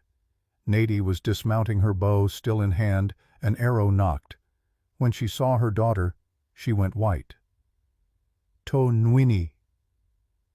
Little Sparrow launched herself from Sam's arms into her mother's. They went down together on the hard-packed earth, both crying, both laughing, words tumbling over each other too fast for Sam to follow. He turned away, giving them privacy, and surveyed the aftermath. Marshal Cooper's deputies were rounding up prisoners. 11 men with their hands raised under guard, 4 dead, 5 wounded, being tended by those with medical knowledge. The rest had escaped. Cooper walked over, reloading his pistol. "That was closer than I like." "How many did we lose?" 2 dead, 3 wounded. Could have been worse. Cooper surveyed the captured men. "These are small fish, hired guns. The real question is who hired them." Sam had a guess. "Sutton. Even locked up, he has money connections. He sent word to finish the job." "Probably. But proving it—" Cooper shook his head. "These men will claim they were just hired for a job, did not know the details. Without someone to testify that Sutton gave the order directly, we have nothing." Sam looked at the prisoners. Rough men, hard faces. The kind who asked no questions as long as the money was good. But somewhere among them might be someone who valued his own skin more than loyalty to a distant employer. "Let me talk to them," Sam said. Cooper hesitated, then nodded. "Make it quick, and nothing that could be called coercion. I need clean testimony for the judge." Sam walked to where the prisoners sat in a line, hands bound. He studied each face, looking for weakness. Found it in a man at the end of the row. Mid-30s, thin, nervous eyes that would not meet Sam's gaze. Sam knelt in front of him. "What's your name?" "Tom. Tom Miller." The man's voice shook. "Tom, you are in serious trouble. You attacked a ranch, tried to burn people alive. That is attempted murder. In Arizona territory, they hang for that." Miller went even paler. "I was just following orders. I did not know—" "Following orders is not a defense, Tom. Not for murder. Not for trying to kill a child." Sam let that sink in. "But maybe there is a way out for you. Maybe." Miller leaned forward, desperate. "What way? I'll do anything. Tell me who hired you, who paid you, and what they told you to do." Miller glanced at the other prisoners, fear warring with self-preservation on his face. Finally, self-preservation won. "Caldwell. Deputy Caldwell. He came to our camp yesterday, said there was a job. $500 to each man who signed on. We were supposed to take the ranch, kill anyone inside, make it look like an Apache raid." "Did he say why?" "No. Just that it had to be done quick before some judge could cause trouble." Miller swallowed. "We did not know there was a kid in there. I swear, if I had known—" "But you would have done it anyway," Sam said flatly. "For $500. Miller had no answer to that. Sam stood, walked back to Cooper. "He'll testify. Caldwell hired them. Ordered them to kill everyone."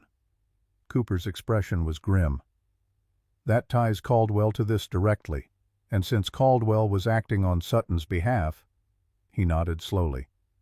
"That might be enough. Judge Harrison will want to hear this."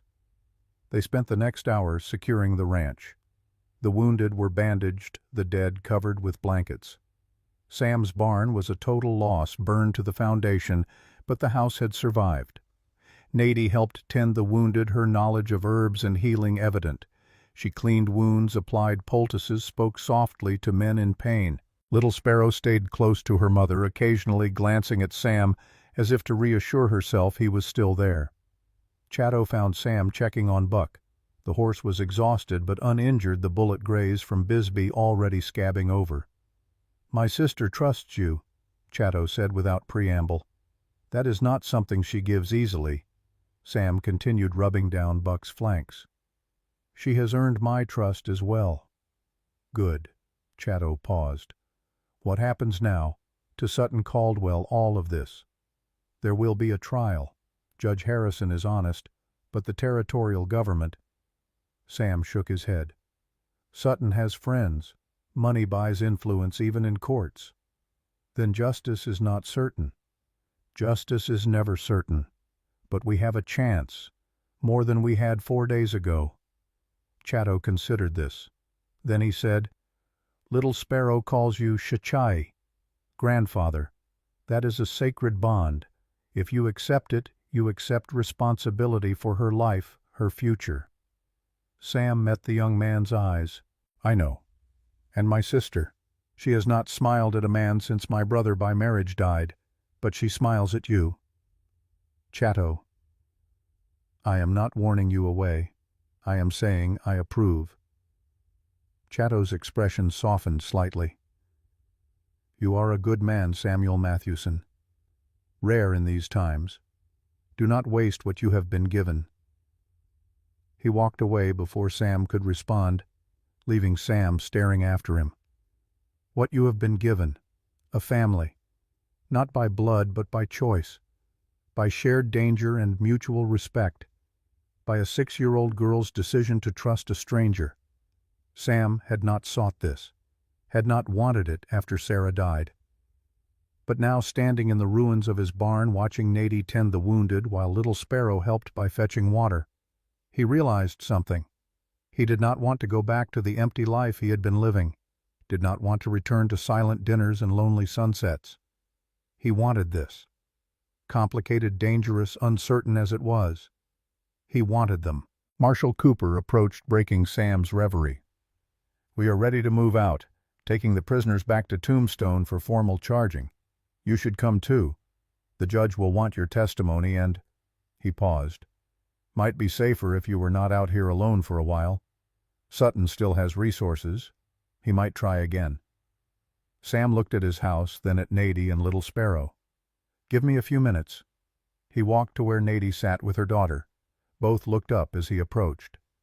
"The marshal wants us to come back to Tombstone," Sam said. "For the trial, and for safety." Nady nodded. "We will come. But after, what then?" It was the question Sam had been avoiding. After the trial, after whatever verdict came down, what would happen to this strange family they had formed? "After, you are welcome to stay here," Sam said. "You and Little Sparrow, and anyone else from your camp who needs shelter. This ranch is big enough for more than just me. Has been empty too long." Nady's eyes searched his face. "You are offering us a home." "I am offering you my home, if you want it. No obligations, no expectations. Just—" Sam struggled for words. "Just a place to be safe, to rebuild." Little Sparrow tugged on her mother's sleeve, spoke rapidly in Apache. Nady listened, then smiled, tears gathering in her eyes. "She says you already are Shachai. That makes this already our home. She asks if that is true." Sam knelt so he was at Little Sparrow's level. "Yes," he said in Apache. "This is your home. Always." The girl threw her arms around his neck. Over her shoulder Sam met Nady's gaze. The gratitude there, the warmth, made his chest tight. "Thank you," Nady whispered. "For everything." They rode back to Tombstone as the sun descended toward the western horizon. The column moved more slowly now, burdened with prisoners and wounded. But there was a sense of completion, of a phase ending. Sam rode with Little Sparrow in front of him, the girl pointing out desert wildlife and asking questions in a mix of Apache and broken English. Behind them, Nady rode with Chatto, speaking quietly about the future, about their people still scattered in the mountains. As they crested a rise and Tombstone came into view, Marshal Cooper rode up beside Sam. "When we get back, there will be formalities, statements recorded, evidence cataloged. Could take a few days. I understand. There is something else. Cooper's tone was carefully neutral. Word has spread about what happened. The attack on the Apache camp, Sutton's conspiracy. People are talking. Some are angry, saying you should have minded your own business. But others— He paused. Others are asking why this was allowed to happen, why men like Sutton think they can murder with impunity. Public opinion does not always translate to justice. No, but it helps. Judge Harrison is a good man, but he answers to the territorial government. If enough people demand accountability, it becomes harder to sweep this under the rug. They rode in silence for a moment. Then Cooper said, "You did the right thing, Mathewson. Not many would have. I did what I had to do. That is what makes it right."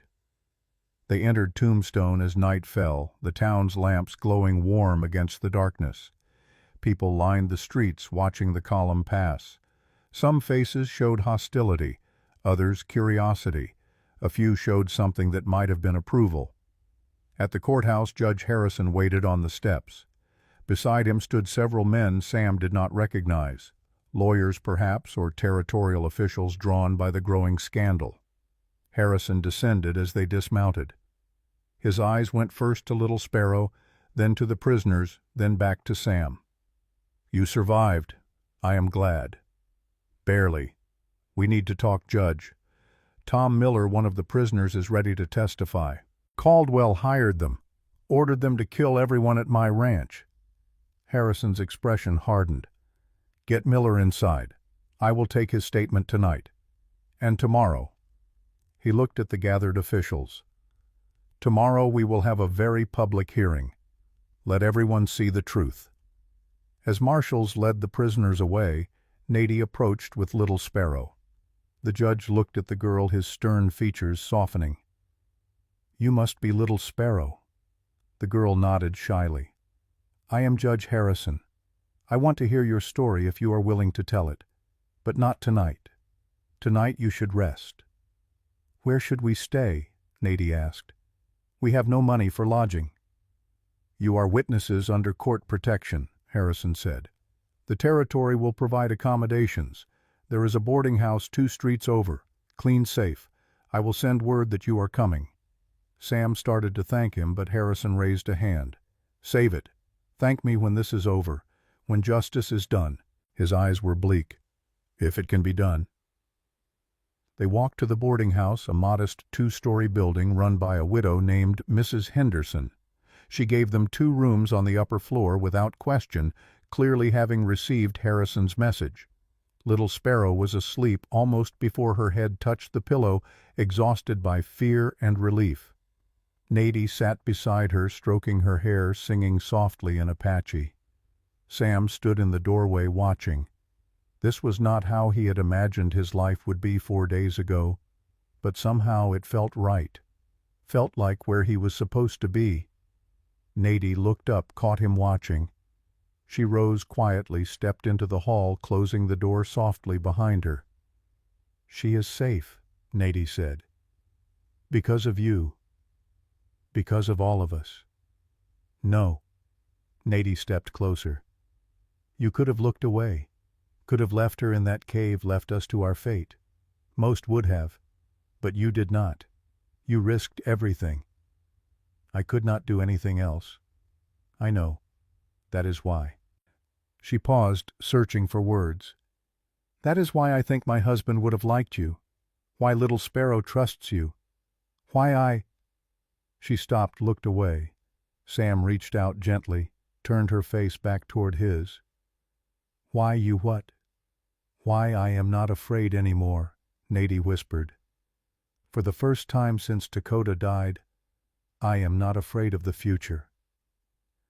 They stood in the narrow hallway, close enough to touch but not touching. The moment stretched fragile and full of possibility. Then footsteps on the stairs broke the spell. Chatto appeared, his expression carefully neutral. "The marshal wants us downstairs. Something has happened." They followed him down to the parlor, where Cooper waited with a grim face. "What is it?" Sam asked. "Caldwell. He is asking to make a deal, full confession in exchange for leniency. Cooper's jaw tightened. He wants to testify against Sutton. Give us everything. Names, dates, the whole conspiracy. Sam and Nady exchanged glances. This was what they needed.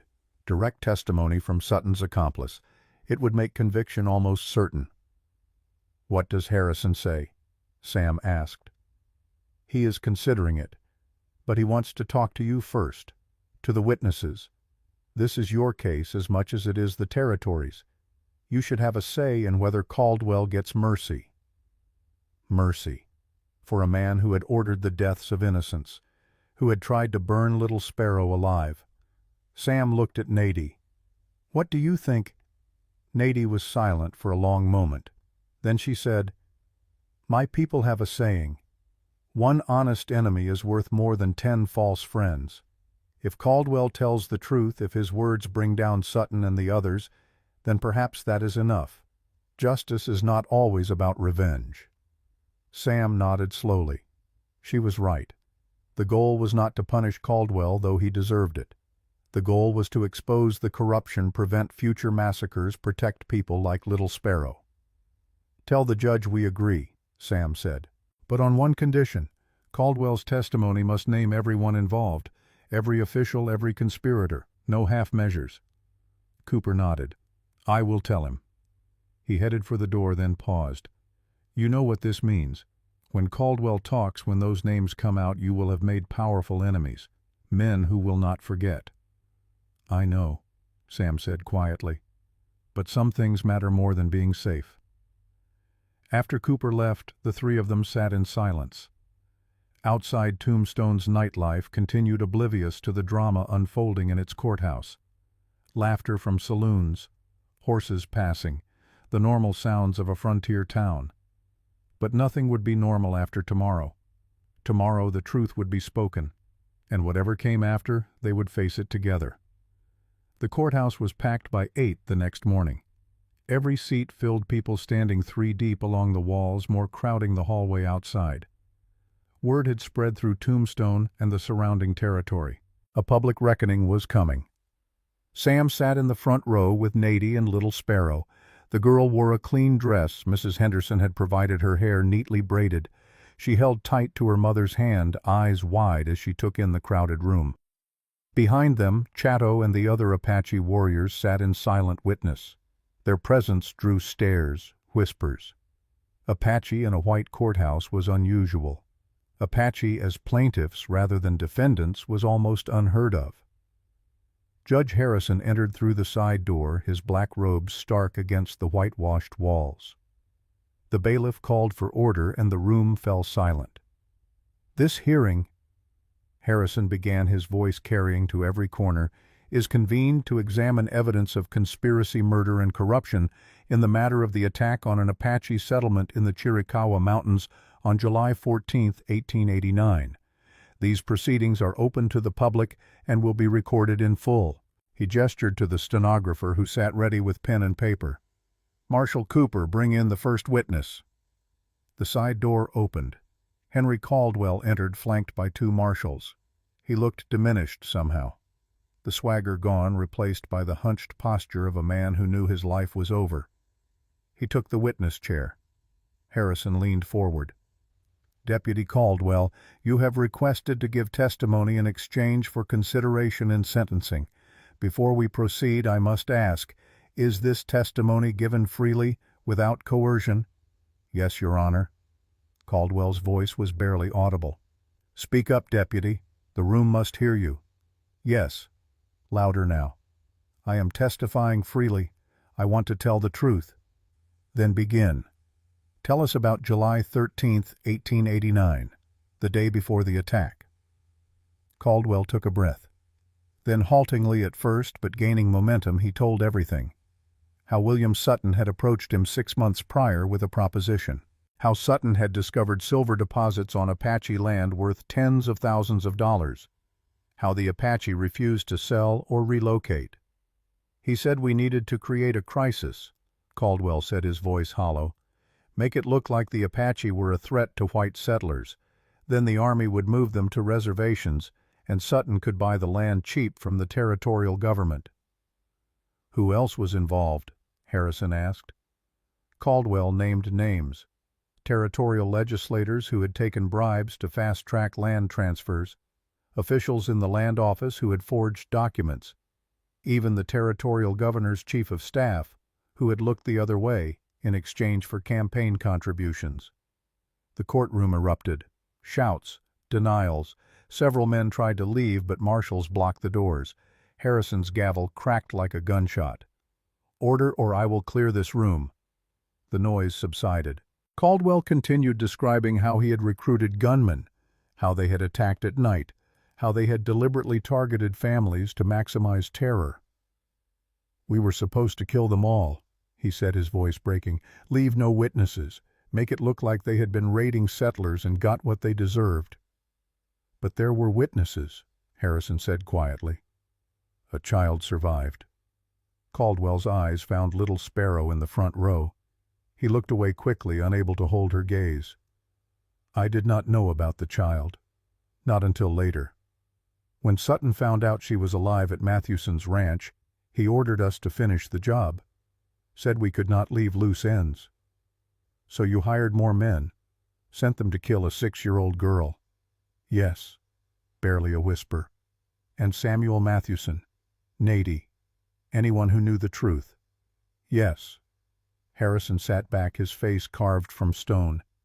"Do you have documentation proof of these claims?" "Some. Letters from Sutton, payment records, and—" Caldwell reached into his pocket, produced a small leather notebook. "I kept records, names, dates, amounts paid. I thought someday I might need insurance." He handed the notebook to the bailiff, who passed it to Harrison. The judge flipped through pages, his expression darkening. "This implicates over 24 officials," Harrison said, "from county level to the territorial capital." He looked up. "Deputy Caldwell, this testimony, if verified, will destroy careers, end political lives. Are you prepared for the consequences?" "I am already destroyed, Your Honor. Might as well take them down with me." Harrison nodded slowly. "Marshal Cooper, take Deputy Caldwell into custody. He will remain under guard pending verification of his claims." He looked out at the courtroom. "This hearing is in recess until this afternoon. At that time we will hear from the victims." They reconvened at 2:00. If anything, the crowd was larger. News had spread through town like wildfire. The territorial governor had sent a representative, a nervous young man who sat in the back taking notes. Harrison called Nady to the stand first. She spoke calmly, clearly describing the attack, the deaths of her friends and neighbors, finding her daughter gone. Her testimony was powerful in its simplicity. No histrionics, just facts delivered in a steady voice that carried more weight than tears. When she finished, Harrison dismissed her with a nod of respect. Then he said the words Sam had been dreading. "I call little Sparrow to testify." Nady lifted her daughter, carried her to the witness chair. The girl looked tiny in the adult-sized seat, her feet dangling above the floor, but her back was straight, her chin raised. Harrison's voice gentled. "Little Sparrow, I know this is frightening, but I need you to tell me what you saw 4 nights ago. Can you do that?" The girl nodded. "Out loud, please." "Yes." Her voice was small but clear. "Tell me about that night. What happened?" Little Sparrow glanced at her mother, who nodded encouragingly. Then she began to speak in Apache Nadi, translating sentence by sentence. She described being woken by shouting, seeing flames through the opening of their wickiup, her mother grabbing her, running, getting separated in the smoke and chaos, hiding in the rocks while bad men on horses rode through the camp shooting. "Did you see their faces?" Harrison asked. "Some. One man had a star, like lawmen wear." She pointed at Caldwell, who sat shackled at a side table. "That man. He was giving orders." "You are certain?" "Yes. I saw him very close when I was hiding. He did not see me, but I saw him." Harrison made a note. "What else did you see?" "Another man, tall, gray hair, riding a big horse. He talked to the star man, pointed at our homes. Then they burned everything." "Can you describe this tall man more?" Little Sparrow thought carefully. Then, in halting English, she said, "Mean eyes, scar on face, wore black vest with shiny buttons." Every eye in the courtroom turned to William Sutton, who sat rigid in the front row, flanked by his lawyers. Gray-haired, a scar on his left cheek, black vest with silver buttons. "Let the record show," Harrison said, "that the witness has described William Sutton with accuracy that leaves no room for doubt." He turned back to Little Sparrow. "You are a very brave girl. Thank you for telling the truth." Little Sparrow climbed down from the chair and ran to her mother. Nadie scooped her up, holding her close. Harrison called Sam next. Sam's testimony was straightforward. Finding the camp, the evidence, the tin box with Sutton's company name, the pursuit, everything that had followed. When he mentioned breaking into Sutton's office, Sutton's lawyers leaped up, objecting that the evidence was illegally obtained. Harrison listened, then made a ruling that would echo through territorial law for years. "The evidence may have been obtained irregularly," he said, "but it was obtained in defense of life and in pursuit of justice when official channels were corrupted. I will allow it." The lawyers protested further, but Harrison cut them off. "Sit down, counselors, or you will be held in contempt." They sat.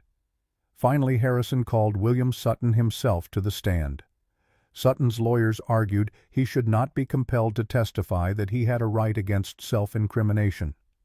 Harrison agreed, then said Sutton could choose: testify and try to refute the evidence, or remain silent and let the record stand unchallenged. After a whispered consultation with his lawyers, Sutton took the stand. "Mr. Sutton," Harrison began, "did you order the attack on the Apache camp?" "No." "Did you know about the attack before it happened?" "No." "Did you pay Deputy Caldwell $500 on July 13th? Sutton hesitated. "I may have made a payment to him for consulting services." "What services?" "Legal advice regarding land acquisition." "Mr. Sutton, we have your ledger. The payment is marked Special Services Urgent Matter, not legal consulting." Sutton's jaw tightened. "I do not recall the exact purpose." Harrison leaned forward. "Let me be clear. We have documentary evidence. We have witness testimony. We have a co-conspirator who has detailed your entire plan. Your denials are not credible." "Then why am I here?" Sutton's composure cracked. "If you have already decided my guilt, why this charade?" "Because this is not a charade, Mr. Sutton. This is justice. Slow, meticulous, thorough, the kind that cannot be bought or intimidated." Harrison's voice dropped, became cold as winter. "You thought yourself above the law. You thought money and connections made you untouchable. You were wrong." The hearing continued for 2 more days. Witness after witness, document after document. The case against Sutton and his co-conspirators built like a wall, brick by brick, until it was insurmountable. On the 3rd day, Harrison rendered his decision. "Based on the evidence presented, I find sufficient cause to bind William Sutton over for trial on charges of conspiracy to commit murder, accessory to murder, bribery of public officials, and illegal seizure of land. Bail is denied." The courtroom erupted. Sutton's lawyers shouted objections. Sutton himself went white, then red with rage. "You cannot do this. I have friends in Santa Fe. The governor will hear about this." "I am sure he will," Harrison said calmly, "given that his chief of staff is also implicated in this conspiracy. Marshal Cooper, take Mr. Sutton into custody." As Sutton was led away in chains, still protesting, Harrison continued, "Additionally, I am issuing warrants for the arrest of everyone named in Deputy Caldwell's testimony and documented in the evidence. Those warrants will be forwarded to the U.S. Marshal's office for execution." He paused, looking out at the crowded room. "Let this be a lesson. The law in Arizona Territory is not for sale. It belongs to all people, white, Apache, Mexican, everyone, and those who attempt to corrupt it will face consequences." The gavel fell one final time. Outside the courthouse, a crowd had gathered. Some cheered. Others stood in sullen silence. Change was coming whether they wanted it or not. Sam Nady and Little Sparrow stood on the steps blinking in the bright afternoon sun. Chatto joined them, a rare smile on his face. "It is done," he said. "The trial is done," Nady corrected. "But the healing, that will take longer." She was right. Sutton would appeal. There would be more hearings, more testimony. And even if he was convicted, the damage he had caused could not be undone. 5 people were still dead. A community was still scattered. But it was a start. Judge Harrison emerged from the courthouse, saw them waiting, and approached. "Mrs. Nady, Little Sparrow, Mr. Mathewson, walk with me a moment." They followed him down the steps away from the crowd to a quiet corner of the square. "What happens now?" Nady asked. "To our people, our land. The territorial government will issue a formal apology and recognition of your property rights," Harrison said. "The land that Sutton claimed will be returned to Apache control. Additionally, I am recommending reparations, money to rebuild your camp, compensate the families of the dead." Money does not bring back the dead. No, but it acknowledges the wrong done, and it might prevent future wrongs. Harrison paused. "There is something else. The territorial legislature is facing enormous pressure to reform. This scandal has exposed corruption at every level. There will be investigations, prosecutions. It will take years, but change is coming." "Because we spoke," Nady said quietly. "Because one child told the truth. Because you all refused to be silenced." Harrison looked at Sam. "You risked everything. Your property, your life, your future. Why?" Sam thought about how to answer. Finally he said simply, "Because it was right." Harrison nodded, a ghost of a smile on his stern face. "That is the best reason there is." He shook Sam's hand, bowed slightly to Nady, and walked away. 3 weeks later they rode back to Sam's ranch. The barn was still a burned ruin, but the house stood intact. Chief Mongus and 20 Apache had arrived the week before, helping to clear debris and begin repairs. As they approached, Little Sparrow pointed excitedly. "Look, new walls!" Indeed, the frame of a new barn was already rising, timber posts freshly cut and raised. Apache and townspeople from Tombstone worked side by side, a sight that would have been unthinkable a month ago. Chief Mongus approached as they dismounted.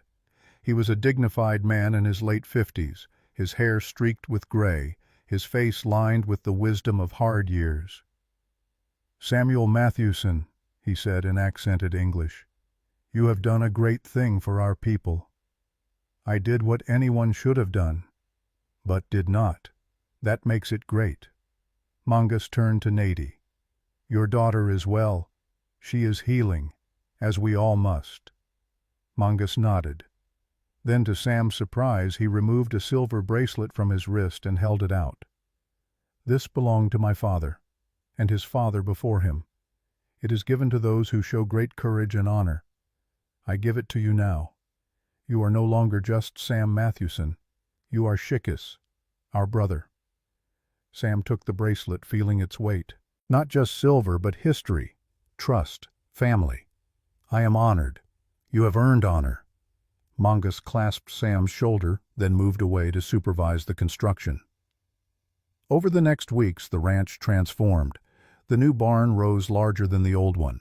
Additional structures appeared: living quarters for those who chose to stay, a communal cooking area, a meeting house where both cultures could gather. It became more than Sam's ranch. It became a bridge, a place where Apache and white settlers could meet on equal ground, trade goods, share knowledge, slowly build the understanding that might prevent future violence. Little Sparrow thrived. She ran wild with other Apache children, learned English from Sam in the evenings, taught him more Apache in return. She called him Shichei now without hesitation, and he answered to it as naturally as to his own name. And Nady. Sam found himself watching her more often than he should. The way she moved, the sound of her laugh when Little Sparrow said something precocious, the strength in her hands as she worked leather or ground corn. One evening, a month after the trial, they sat on the porch watching the sunset. Little Sparrow was inside drawing pictures by lamplight. Chatto and the others had gone to Tombstone for supplies. "Sam," Nady said quietly, "may I ask you something?" "Of course." "When you found Little Sparrow in that cave, when you brought her here, did you know what would happen, that your life would change so much?" Sam considered. "No, I thought I was just helping a lost child. I did not know it would lead to all this." "Do you regret it?" He looked at her surprised. "Regret? No. Never. Your life was simpler before, quieter. Now you have a ranch full of people, enemies in Santa Fe, a future that is uncertain. Simple is not always better, and quiet can be lonely." Sam paused. "My life was empty, Nady. I did not see it then, but I do now. I was existing, not living. You and Little Sparrow. You changed that." Nady was silent for a long moment. Then she said, "My daughter asked me yesterday if you would stay. I told her, yes, this is your home, but she asked something else. She asked if you would be her father." Sam's breath caught. "What did you tell her?" "I told her that was not a question I could answer, that it was something you and I would need to decide together." Sam turned to face her fully. In the fading light, her face was beautiful, strong, alive. "Dakota was her father," Sam said carefully. "I could never replace him, would never try to. I know, and she knows, but she also knows that fathers can be more than blood." Nady's eyes met his. "She already calls you Shichei, already trusts you with her life. The question is not whether she accepts you as family. The question is whether you accept us." "I do," Sam said immediately. "I have from the moment I found her in that cave." "And me? Do you accept me as well?" The question hung in the cooling air. Sam knew what she was asking. Not just about Little Sparrow, about them, about the possibility of something more than friendship, more than alliance. "Yes," he said, "if you will have me." Nady smiled, reached out, took his hand. Her fingers were calloused from work, strong from survival. They fit perfectly with his own. "Then perhaps we should tell Little Sparrow she was right. You will stay, and we will build a life here. Together." "Together," Sam agreed. They sat in silence as the sun dipped below the horizon, hands joined watching the first stars emerge. Inside, Little Sparrow laughed at something, the sound carrying through the open door. Sam thought about the journey that had brought them here, the smoke in the desert, the terrified child, the desperate flight, the battles, the testimony, the slow grinding wheels of justice. He thought about Sarah, gone 3 years now. She would have liked Nady, he realized, would have approved of this choice. "Thank you," he said quietly. "For what?" "For trusting me, for giving me a reason to fight, for showing me that life can begin again, even when you think it has ended." Nady leaned her head against his shoulder. "Thank you for being the man Little Sparrow saw in you, the man I see now." They stayed there until the stars filled the sky and Little Sparrow called them in for the evening meal. A family, not by blood, but by choice, not by tradition, but by honor. And in the heart of the Arizona desert, where violence had once reigned, peace slowly began to grow. Epilogue. Sam married Nady in March of 1890 in a ceremony that blended Apache and Christian traditions. Little Sparrow served as witness, solemn and proud, in a new dress. They had 3 more children. Sarah, born in 1891, named for Sam's first wife with Nady's blessing. Thomas in 1893. Mary in 1895. Little Sparrow grew up to become a teacher, one of the first Apache women to graduate from the Territorial University. She taught both English and Apache, working to build bridges between cultures. The ranch prospered, becoming one of the largest in Cochise County. But it was always more than just a ranch. It remained a meeting place, a symbol of what was possible when people chose understanding over hatred. William Sutton was convicted and sentenced to 25 years in Yuma Territorial Prison. He died there in 1897 of a fever that swept through the prison. Few mourned. Henry Caldwell served 15 years, was released in 1904, and lived quietly until his death in 1918. Judge Elijah Harrison continued on the bench until his retirement in 1900, remembered as one of the fairest jurists in Arizona's history. And Sam and Nady lived to see Arizona become a state in 1912. They were photographed that day, standing with their children and grandchildren, a testament to what could be built when courage met compassion. Sam passed in 1924 at age 70. Nady followed in 1931 at 68. They were buried side by side on a hill overlooking the ranch and the Chiricahua Mountains beyond. On their shared headstone, carved in both English and Apache, were the words, "Little Sparrow chose." They saw injustice and stood against it. They found each other and built a family. They proved that love knows no borders and that honor transcends all divisions. May we follow their example. The ranch remains in the family to this day, still a bridge between worlds, still a reminder that the choices of one person on one night can change everything. All because a man chose to stop when he saw smoke on the horizon, chose to help when he found a frightened child, chose to stand for what was right even when it cost him everything. And in the end it cost him nothing, because what he found was worth more than anything he had lost. He found family, he found purpose, he found home. The end.